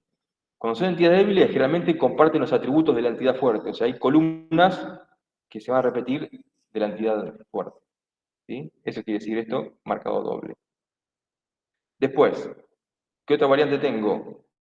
Cuando tengo una relación de muchos a muchos y creo una tercera tabla, bueno, esa tercera tabla se crea, pero para que visualmente distinga de las tablas comunes, de las tablas interrelacionales, Martin le coloca un rombo adentro. Esta es una tabla interrelacional. ¿Por qué? Porque une el de muchos a muchos. ¿Y por qué hago eso? Pues esta es una interrelación entre esta y esta tabla. Yo siempre voy a intentar relacionar de forma directa. Esto se lo dije cuando veíamos la columna Foneski. Yo siempre intento hacer en forma directa, pero cuando me da de muchos a muchos, no puedo hacer en forma directa. Entonces tengo que eliminar esa línea unida y tengo que crear la tabla relacional. ¿Por qué me da de muchos a muchos? Bueno, no es una pregunta, chicos. Para un pedido, en un pedido puedo pedir muchos productos. Tengo una relación de uno a muchos para acá. Y al revés, un producto puntual, siempre parto por unidad, ¿ven? Un producto puntual es pedido en muchos pedidos. Entonces, como tengo de uno a mucho para acá y de uno a mucho para acá, no va a existir nunca la línea completa, ¿con qué, chicos? Con manito y manito de los dos lados. ¿Se entiende? No puedo ver nunca esto. O sea, tengo una tabla de pedidos y productos. Nunca puedo ver esto. Porque ustedes ya por concepto ya sabían que cuando es de muchos a muchos, no iba a relación directa. ¿Sí? Entonces no puede ver nunca esto, ¿ven? Manito y manito, porque esto es mucho a muchos. ¿Se entiende? Entonces, ustedes sí o sí, lo que van a hacer siempre es intentar relacionar de forma directa. Pero cuando me da de uno a mucho para acá y de uno a mucho para acá, esto no va. ¿Se entiende? Esto no va. ¿Qué tengo que hacer? La entidad una, la entidad otra, pero en vez de unirse así, los uno a través de la entidad interrelacional. En vez de unir directo, uno esta con esta y esta con esta. Cada una de estas uniones, ¿qué es? Una columna de foreign key que hacía referencia a esta, y esta unión, ¿qué es? La otra columna de foreign key haciendo referencia acá. ¿Se entiende? Ven que acá se va graficando lo que ya saben diseñar, porque ya sabían relacionar ustedes. ¿Se entiende? Sí. Muy bien. Volvemos. Entonces, como no lo puedo hacer en forma directa, lo hago a través de la entidad asociativa, que se grafica con un rombo, ¿para qué? Para diferenciar las entidades comunes de las entidades internacionales, ¿sí? Pero cada una con su relación de vuelta, de cardinalidad y nombre, y cardinalidad y nombre. Es una cardinalidad puntual. O sea, lo más común es que sea de uno a uno, o sea, doble línea de los lados, que sea de uno a muchos, para acá, o al revés. Ustedes pueden hacer, a ver chicos, el DER de cada uno de ustedes en la hoja va a ser distinto en cuanto a qué, en cuanto a la distribución de los atributos en la hoja. Porque no hace falta que sea el lado de uno y el lado de muchos así. Usted puede haber hecho la tabla al revés, que esta sea pedidos y esta sea clientes. Al revés, invertirlo. Entonces la manito va a estar acá y la doble línea acá. ¿Se entiende, no? O si en vez de hacerlo de izquierda a derecha, lo hacen de arriba a abajo. O sea, clientes acá y pedidos de arriba. Entonces la relación la van a hacer de abajo para arriba. ¿Se entiende? La línea en el medio. O sea, la distribución, lo que va a ser distinto del de cada uno de ustedes va a ser la distribución de las talas en la hoja. Lo que sí tiene que ser igual de todos los DERs de cada uno de ustedes, que va a tener la cantidad de tablas iguales con la misma cardinalidad. ¿Sí? Ustedes lo pueden hacer clientes o pedidos que está acá y clientes al revés, ¿no? Entonces, cada relación siempre con su cardinalidad y su nombre de relación. Lo más común dijimos que es de uno a uno, de uno a muchos, o de muchos a uno, que es al revés, invirtiendo. Cuando es de muchos a muchos, va la tabla relacional, ¿sí? Generalmente cuando es de muchos a muchos, acaba en muchos, y el mucho siempre va del lado de la relacional, porque justamente une el muchos a muchos de dos tablas, porque generalmente va entonces la manito y manito, va, casi siempre va, sabemos este caso puntual, que ahora lo vemos, y la mano de la manito de muchos va del lado de la tabla internacional. Generalmente queda muchos y muchos acá, porque justamente une el muchos a muchos de forma directa. ¿Por qué este caso es ninguno o uno? Esto quiere decir un circulito y un palito, quiere decir ninguno o uno. O sea, una instancia de cantidad implica ninguno o una instancia de cantidad. Vamos a hacer el ejemplo para que vean esta cardinalidad que no es tan común, pero existe. ¿Eh? Lo más común dijimos uno a muchos, o muchos a muchos, donde es de uno a muchos para acá y de uno para acá. Lo más común es que sea de uno a muchos para acá y de uno a uno para acá. ¿Qué sería esto? Ninguno o uno. ¿Por qué tengo ninguno o uno? Vamos por acá primero. La tabla viene a ser el detalle del pedido. O sea, yo tengo un pedido, tengo la tabla pedidos, productos, y este es el detalle del pedido. Vamos a hacer un ejemplo que tengo, no sé, una librería, ¿sí? Y voy a hacer un pedido de útiles, de cosas de la librería. Esta es la tabla donde yo guardo el detalle de cada pedido. Entonces, ¿qué digo? Para un pedido voy a tener uno o muchos renglones de detalle del pedido. ¿Sí? ¿Qué viene a ser el detalle del pedido? Es la hojita, ¿sí? Es la hoja donde para hoy, ¿qué es hoy? 19 del 5, voy a hacer un pedido, ¿sí? Entonces pido virome Vic azul, 30 unidades, lápiz negro, no sé, vamos a ver cualquier cosa, 20 unidades, ¿sí? Es el pedido de hoy. Entonces, para un pedido tengo uno o muchos renglones de detalle de pedido. Estos son los renglones de detalle del pedido. ¿Me entienden? ¿Me siguen? Esta sería la tabla del detalle del pedido. Para un pedido tengo uno o muchos renglones de detalle de pedido. Y al revés, un renglón de detalle puntual pertenece a un pedido. O sea, el renglón de detalle este 2 pertenece a este pedido. ¿Se entiende por qué es de uno a muchos y de uno a uno? Sí, sí. Esta es la tabla de detalle del pedido. Bien, ahora vamos de acá para acá y de acá para acá. Porque esta cardinalidad rara es una de las variantes. Lo que pasa es que es la menos común. ¿Qué dice lo que dice acá en la imagen? Un producto, o ¿cómo se lee esto? Un producto puede no tener detalle de pedido o tiene un detalle de pedido. Y es así, porque para este detalle de pedido, un producto o no lo pido o lo pido una sola vez, por tanta cantidad de unidades, pero es una sola vez lo pido, no lo pido ninguno, uno o muchos. También está otra variante, chicos, que no está acá en el gráfico. Puede ser ninguno, uno, muchos. ¿Cómo sería si ninguno, uno, muchos? Circulito, palito y la manito. Si fuera el caso, no es este caso, existe ninguno, uno o muchos. En este caso hay ninguno, uno. ¿Por qué? Porque para una instancia de un producto, por ejemplo, el producto Virome Big, puedo o no pedirlo en este detalle del pedido, puedo no pedirlo, porque tengo stock. Entonces, si tengo stock de goma la que es blanca y la azul y la roja, no sé si existe todavía esa, la goma, la azul y roja. Eh, un producto, vamos a vuelta de gráfico entonces. ¿Dónde está? Un producto puntual, puedo no pedirlo para ese detalle del pedido de hoy. ¿Por qué puedo no pedirlo? Porque tengo stock. O lo pido una sola vez. Y si lo pido una sola vez, ¿qué es? Como esto, lápiz negro Faber, por 20 unidades, pero lo pido una sola vez. Porque en el pedido de hoy no voy a decir lápiz negro Faber 20 y lápiz negro Faber 30. No, voy a decir lápiz negro Faber 50. ¿Se entiende? Entonces, o aparece una sola vez o no aparece porque tengo stock y no lo pido. ¿Se entiende? Porque es ninguno o uno. Para el detalle del pedido de hoy, un producto puntual o no lo pido o lo pido una sola vez por tanta cantidad de unidades o tantas cajas. ¿Se entiende, chicos? ¿Por qué es ninguno o uno? Sí, sí. Bien. Entonces, un producto puede figurar en ninguno o en un renglón de detalle. Eso quiere decir, así se lee. Un producto puede no estar en ningún renglón de detalle porque tengo stock. Y si lo agrego para este detalle del pedido, lo agrego una sola vez ese producto. Bueno, repito, Virame Big azul, Virame Big azul, Virame Big azul, 20 veces en el detalle del pedido de hoy. Repito, una sola vez por tanta cantidad de unidades. Y al revés, el renglón de detalle 3, por ejemplo, pertenece a un solo producto. O sea, el renglón de detalle este pertenece a un producto. Va a ser lápiz negro. O sea, una instancia de esta entidad de detalle pedido, o sea, este registro, por ejemplo, pertenece a un solo producto.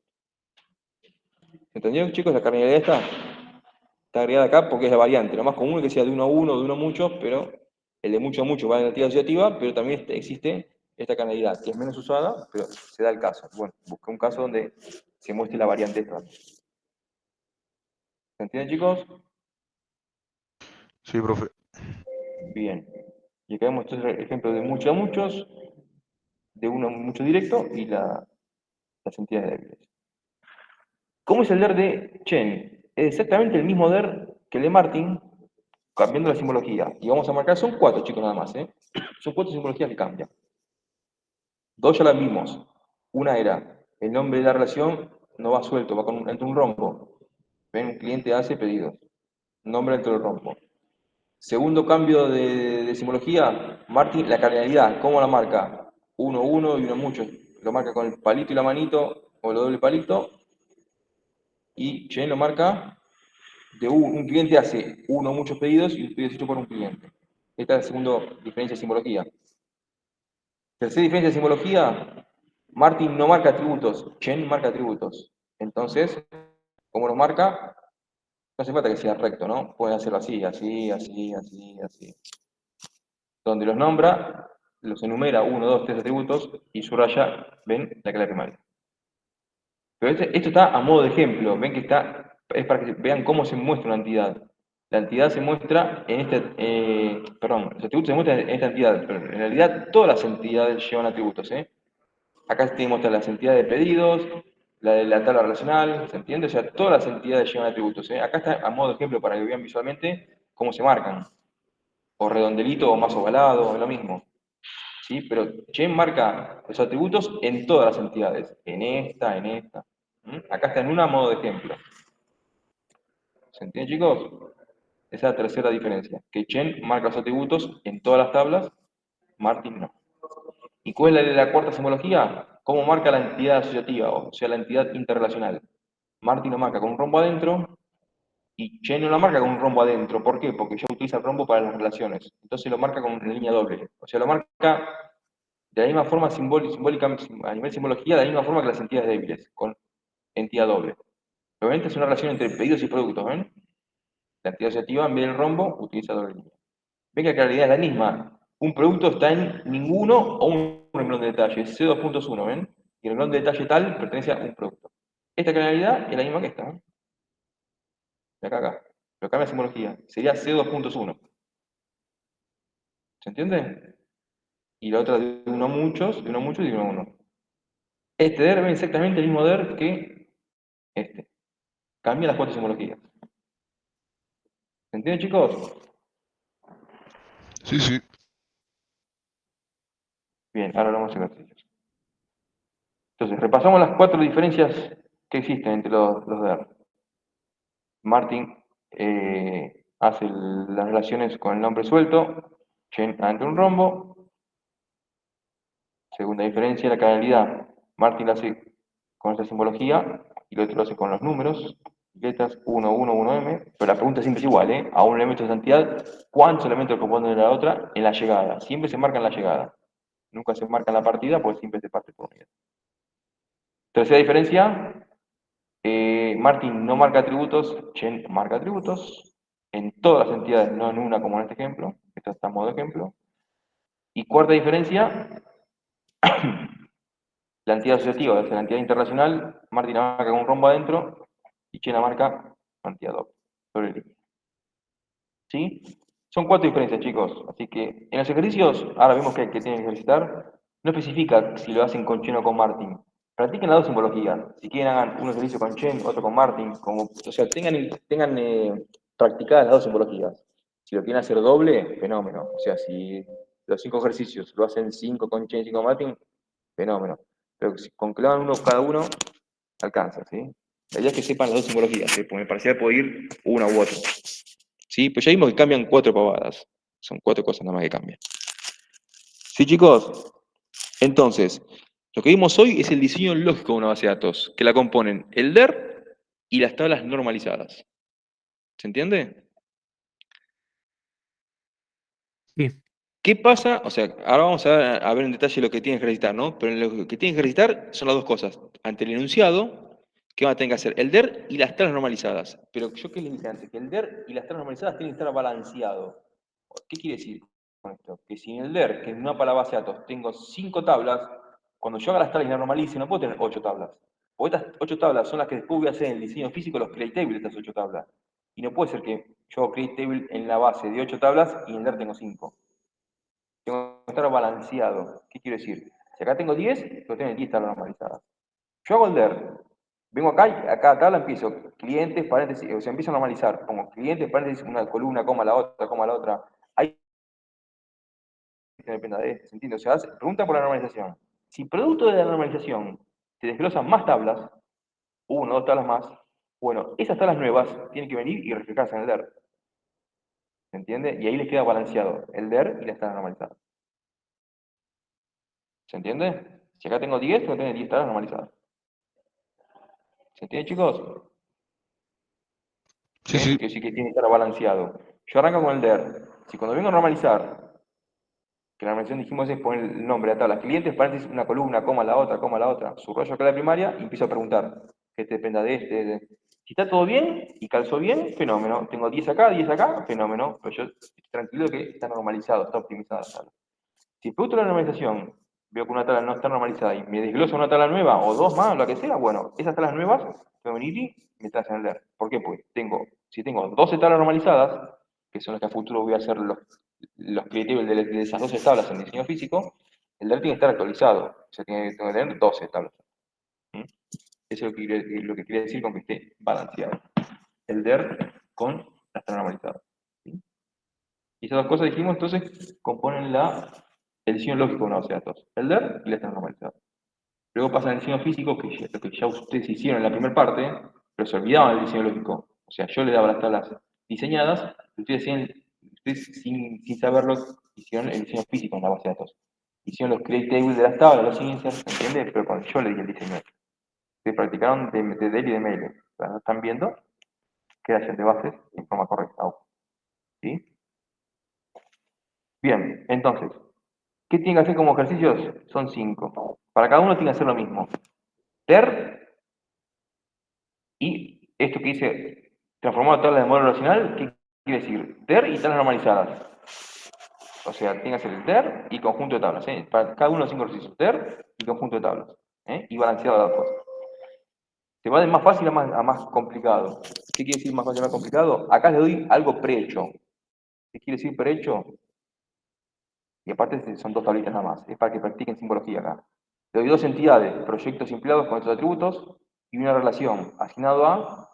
Y ven que acá le pongo, hay tres cantidades posibles. 1 a 1, 1 a n o m de muchos, o n de n instancias, quiere decir, o de muchos a muchos. Las tres son posibles. ¿Por qué? Que en un proyecto haya un solo empleado y un empleado trabaja en un solo proyecto. O puede ser posible esta, que en un proyecto haya muchos empleados, pero que un empleado esté en un solo proyecto. O también puede ser posible esta, que en un proyecto haya muchos empleados y que un empleado trabaje en muchos proyectos. ¿Ven? O sea, de las tres, una va a ser la real, la que me diga el cliente o el usuario. ¿Se entiende? Pero como acá son nada más dos tablitas, hagan los tres mini-der. O sea, hagan la de 1 a 1, la de 1 a muchos y la de muchos a muchos, que le va a quedar no dos tablas, sino tres tablas, porque incluye la tabla internacional. ¿Se entiende? Como esto practica simbología, acá hagan las tres posibles. Pues ven que yo no les digo cuál es la posible de las tres. Entonces, como es practicar simbología, hagan las tres simbologías. ¿Se entiende? Ya que son dos tablas, el mini de 1 a 1, de 1 a muchos y de muchos a muchos. Cada una con sus tablas normalizadas. ¿Se entiende? Sí, sí. Bien. Primero son tres mini der. Del 2 al 5 ya es un solo der completo, puede ser un poquito más grande. Pero también viene con el ayudín, el 2 y el 3. ¿Por qué el ayudín? Porque está prehecho, o sea, entonces hay que hacer lo mismo, ¿ven? Hay que hacer el DER y las tablas normalizadas. Pero yo le doy algo prehecho. ¿Qué quiere decir prehecho? Partimos de ciertas tablas, municipalidades, viviendas y personas, tengo estas tres relaciones y parto de estos supuestos datos. ¿Y estos supuestos datos qué me da la pauta a mí? De la cardinalidad. Porque si cada persona puede habitar una vivienda, ¿ven? Una vivienda es propiedad de más de una persona. O sea, esto usted le da la pauta de las relaciones entre tablas y la cardinalidad entre tablas. ¿Se entiende? Y ahí le va a quedar un solo DER. Pero tiene que ser el DER y el conjunto de tablas normalizadas. Y balanceado las dos cosas. Tanta cantidad de tablas en el DER, tanta cantidad de tablas normalizadas. Para futuro hacer el create table ya físicamente en el motor. ¿Entienden, chicos? Sí, sí. El 3 lo mismo, con ayudín. Partimos de estas entidades,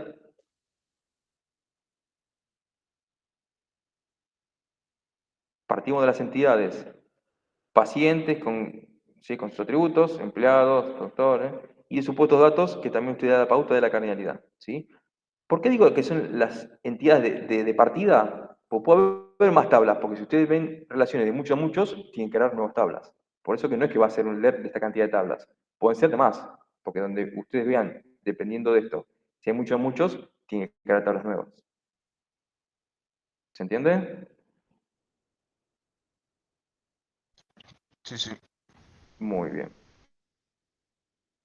Entonces el 2 y el 3 es con ayudín, y el 4 y el 5, si bien hay que hacer lo mismo, hay que hacer el DER y las tablas normalizadas, pero ¿cuál es el tema? Que acá te doy un enunciado, o sea, la empresa organiza cursos, bla, bla, bla. Que esto es el ejemplo más real. ¿Por qué más real? Porque si a usted le dicen que tiene que hacer una base de datos, diseñar una base de datos nueva de cero, no le van a dar algo prearmado, le van a dar un enunciado. ¿Y el enunciado qué sería, chicos? El relevamiento, justamente la etapa 1 de esta que vimos hoy del ciclo de vida de una base de datos.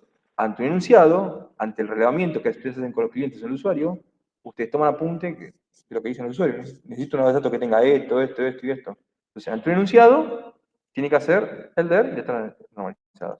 Tanto el 4 como el 5. ¿Ven? Ante un enunciado, la música de Veloce se guarda información sobre las instancias, bla, bla, bla, bla, bla. ¿Se entiende? Ante el enunciado, que sería el reglamento, tiene que hacer el DER y letras normalizadas. O sea, el 4 y el 5 es más parecido a la realidad en un laburo, ¿sí? Porque usted está entrevistándose con usuarios que no son técnicos. No le va a dar tablas prehechas y lo demás. No saben normalizar ni nada, ¿se entiende? Es un enunciado, y entre el enunciado, que se reglamenta con los clientes o los usuarios, hacen el DER y la están normalizando. ¿Se entiende, chicos? Lo que tienen que hacer. Sí, sí. Bien, las Bien. primeras tres son con ayudín, las otras son con enunciado. ¿Sí? El 4 y 5 son los más parecidos a la realidad. De vuelta, como les dije, pueden hacer uno con Chen, uno con Martin, la simbología, la que ustedes quieran para la entrega. No hay problema. ¿Me quieren entregar los 5 de una simbología? Ningún problema, pero yo en el parcial puedo tomar cualquiera de las dos. Ya recomiendo que varíen un poco. Así tienen más canchera la simbología de todos, de los dos. ¿En dónde lo pueden hacer esto, chicos? Un programita que es chiquito y es gratuito. eh, ¿Cómo se llama? Para hacer el DER, digamos, ¿no? Pues, para no hacerlo. A ver, se puede hacer en hoja el DER, ¿no? Se entiende, ¿no? Si ustedes me sacan la foto y la suben. Pero algo prolijo es el Drovio. No sé si lo conocen, el Drovio. Se escribe acá.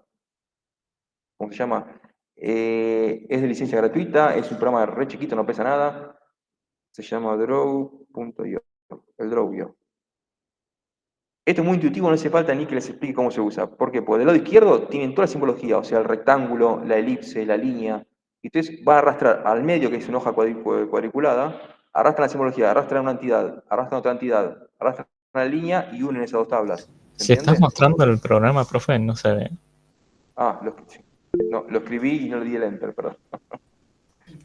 Ya estoy quemado. Escribí en el chat y no le di Igual el... está en la página también. No, no hace falta descargarlo, creo.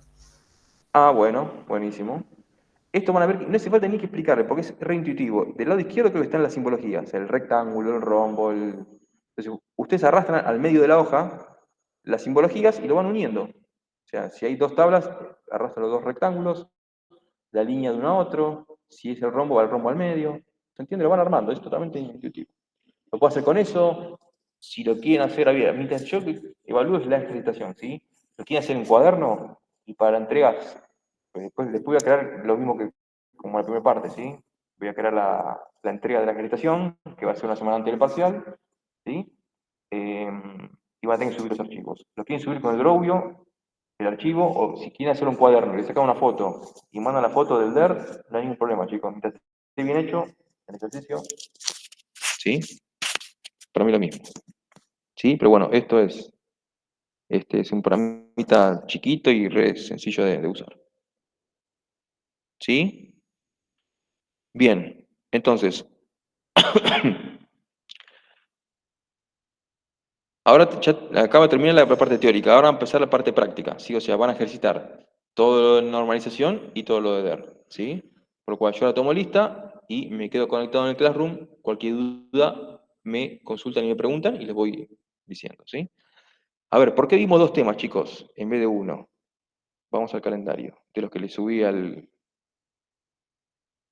Classroom.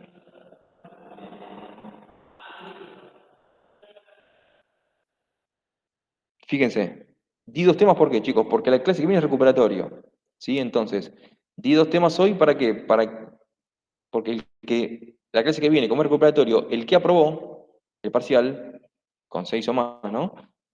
Directamente ejercita en forma completa. Y ya tienen dos temas, porque hoy no van a terminar, bastante, no van a terminar la agitación hoy. Entonces, la clase que viene, los que aprobaron, ¿sí? De 6 para arriba, ejercitan toda la clase. Y la clase que viene hacemos el recuperatorio. Para los que no aprobaron o no se presentaron, o los que tienen 4 y 5, así pueden levantar la nota. Entonces, los que aprobaron, ejercitan. Por eso di dos temas juntos. Así tienen más para ejercitar y ocupar la clase que viene. ¿Se entiende, chicos?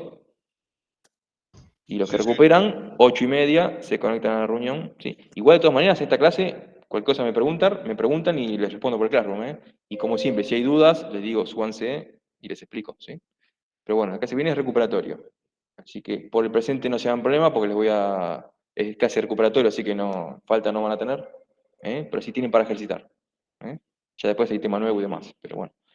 Eh, Quise dar dos temas juntos, así tienen esta media clase de hoy, más la clase que viene, los que aprobaron, para ejercitar. Y vayan juntando porque eh, esta fecha hay que entregar todo, ¿sí? Lo que vayan haciendo, vayan juntándolo. Después voy a crear una tarea en Classroom con fecha límite este día a las 8:30, antes de hacer la corrección, ¿sí? O sea, estructuralmente va a ser igual que la primera parte. Vamos a corregir toda la clase anterior de parcial, hasta la fecha, para que se hayan sin dudas, corregimos todo, pero antes tienen que entregar todo. ¿Sí? Así que bueno, esperen que les tomo lista antes que arranquen a ejercitar. Eh,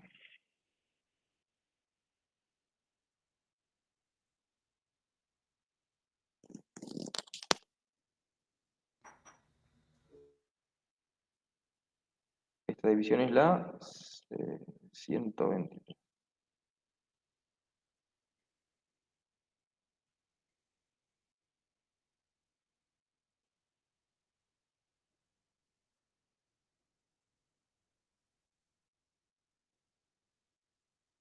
123. Alguno si mira el chat, así después se escribe presente ahí, yo después lo controlo. Acevedo. Acevedo, ¿no? Puso en el chat. Dice presente, profe. Ok, bárbaro, después lo miro, gracias. Adrián, Diego Javier. Adrián, ¿no? También presente, profe, Ok, en el chat. bárbaro. Aicatuiro.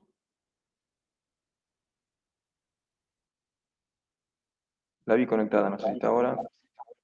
Presente. Ok. Amaya. Presente. Arguindegui. Arguindegui, ¿no? Ávila. Presente. Barbosa.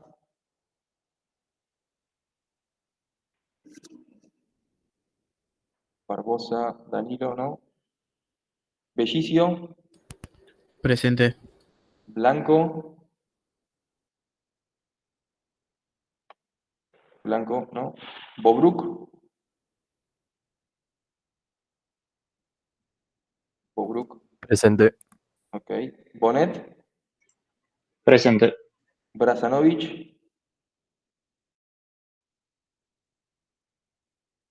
Brazanovich, ¿no? Castellano. Presente. Charadía.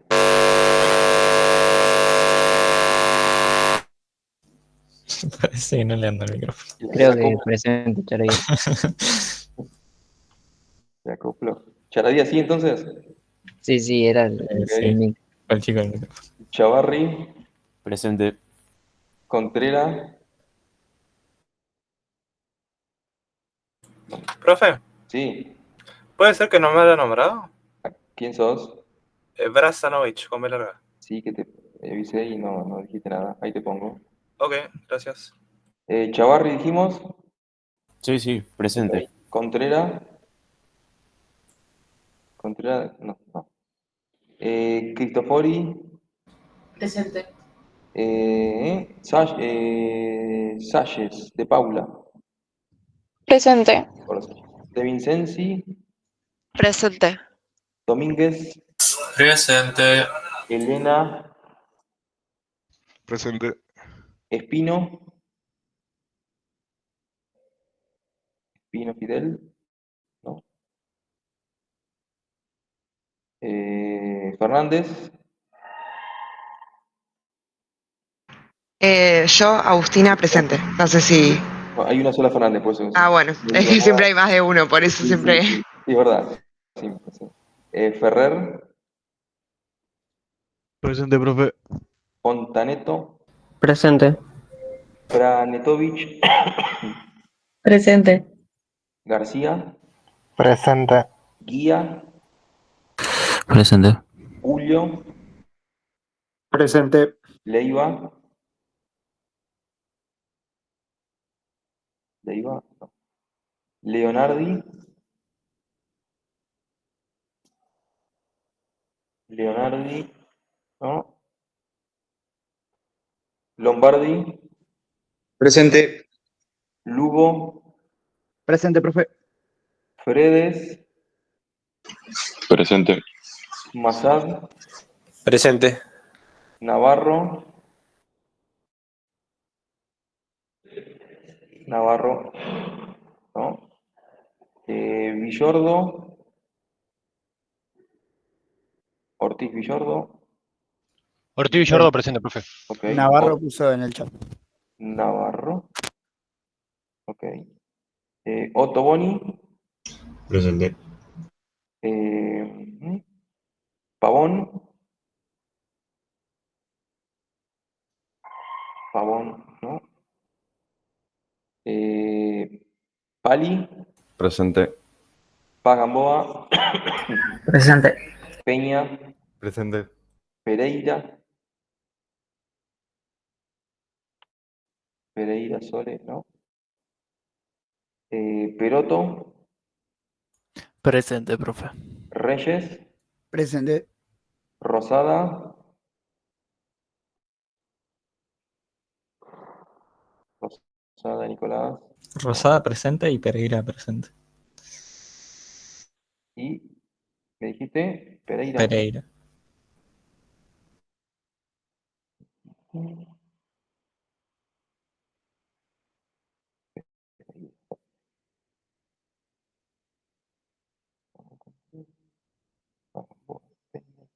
Ok.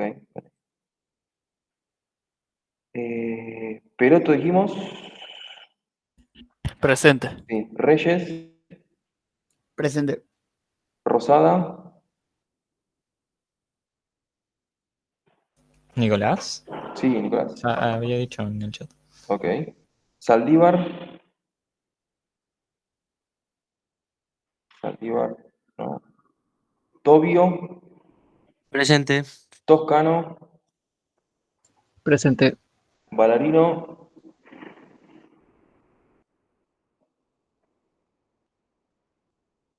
Ballarino. No. Presente, dijo. Ahí dijo en el chat. Ok, gracias. Vallejo.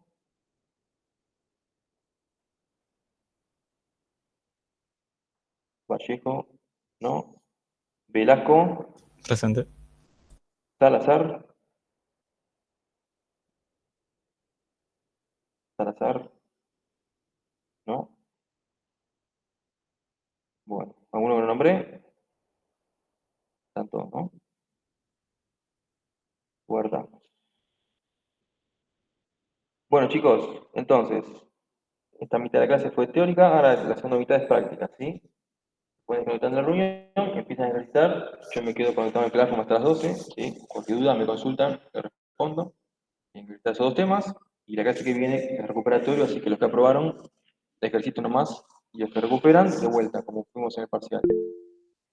Para el parcial, chicos, entonces, porque capaz que los chicos que no estuvieron, les digo, va a ser virtual con cámara encendida, ¿sí? En esta misma reunión de siempre, conéctense 5 minutos antes, 8:25, conéctense en la reunión, ¿sí? Porque el examen empieza puntual 8:30, ¿eh? Conéctense 5 minutos antes, así les digo las condiciones y demás, y así ya, ni bien abre el examen 8:30, arranca. Tengan a mano el link del Moodle del Classroom, pero el Classroom no, perdón, el link del Moodle o campo virtual, tanto el link como el usuario y clave, ¿eh?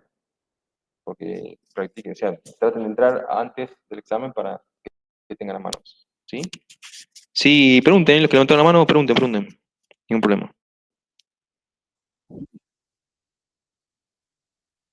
Salazar, sí, fuiste el último. Ahí, espérate que ahí. Ya. ¿Qué pasa? ¿Está nervioso? ¿Qué son de Boca? ¿Ya está nervioso por la noche? No esté nervioso. Tranquilo. Tranquilo, los bosteros, Sí, está tranquilo. arreglada, ¿no? Ya dijeron. No esté nervioso, chicos, tranquilo. Que algún ayudín va a haber para Boquita, no se preocupe. Algo va a haber. Salazar, listo. No esté nervioso. Profe, Sí. ¿Quién me profe, preguntó? Sí. Sí. Catuiro, una consulta, es sobre una pregunta del parcial.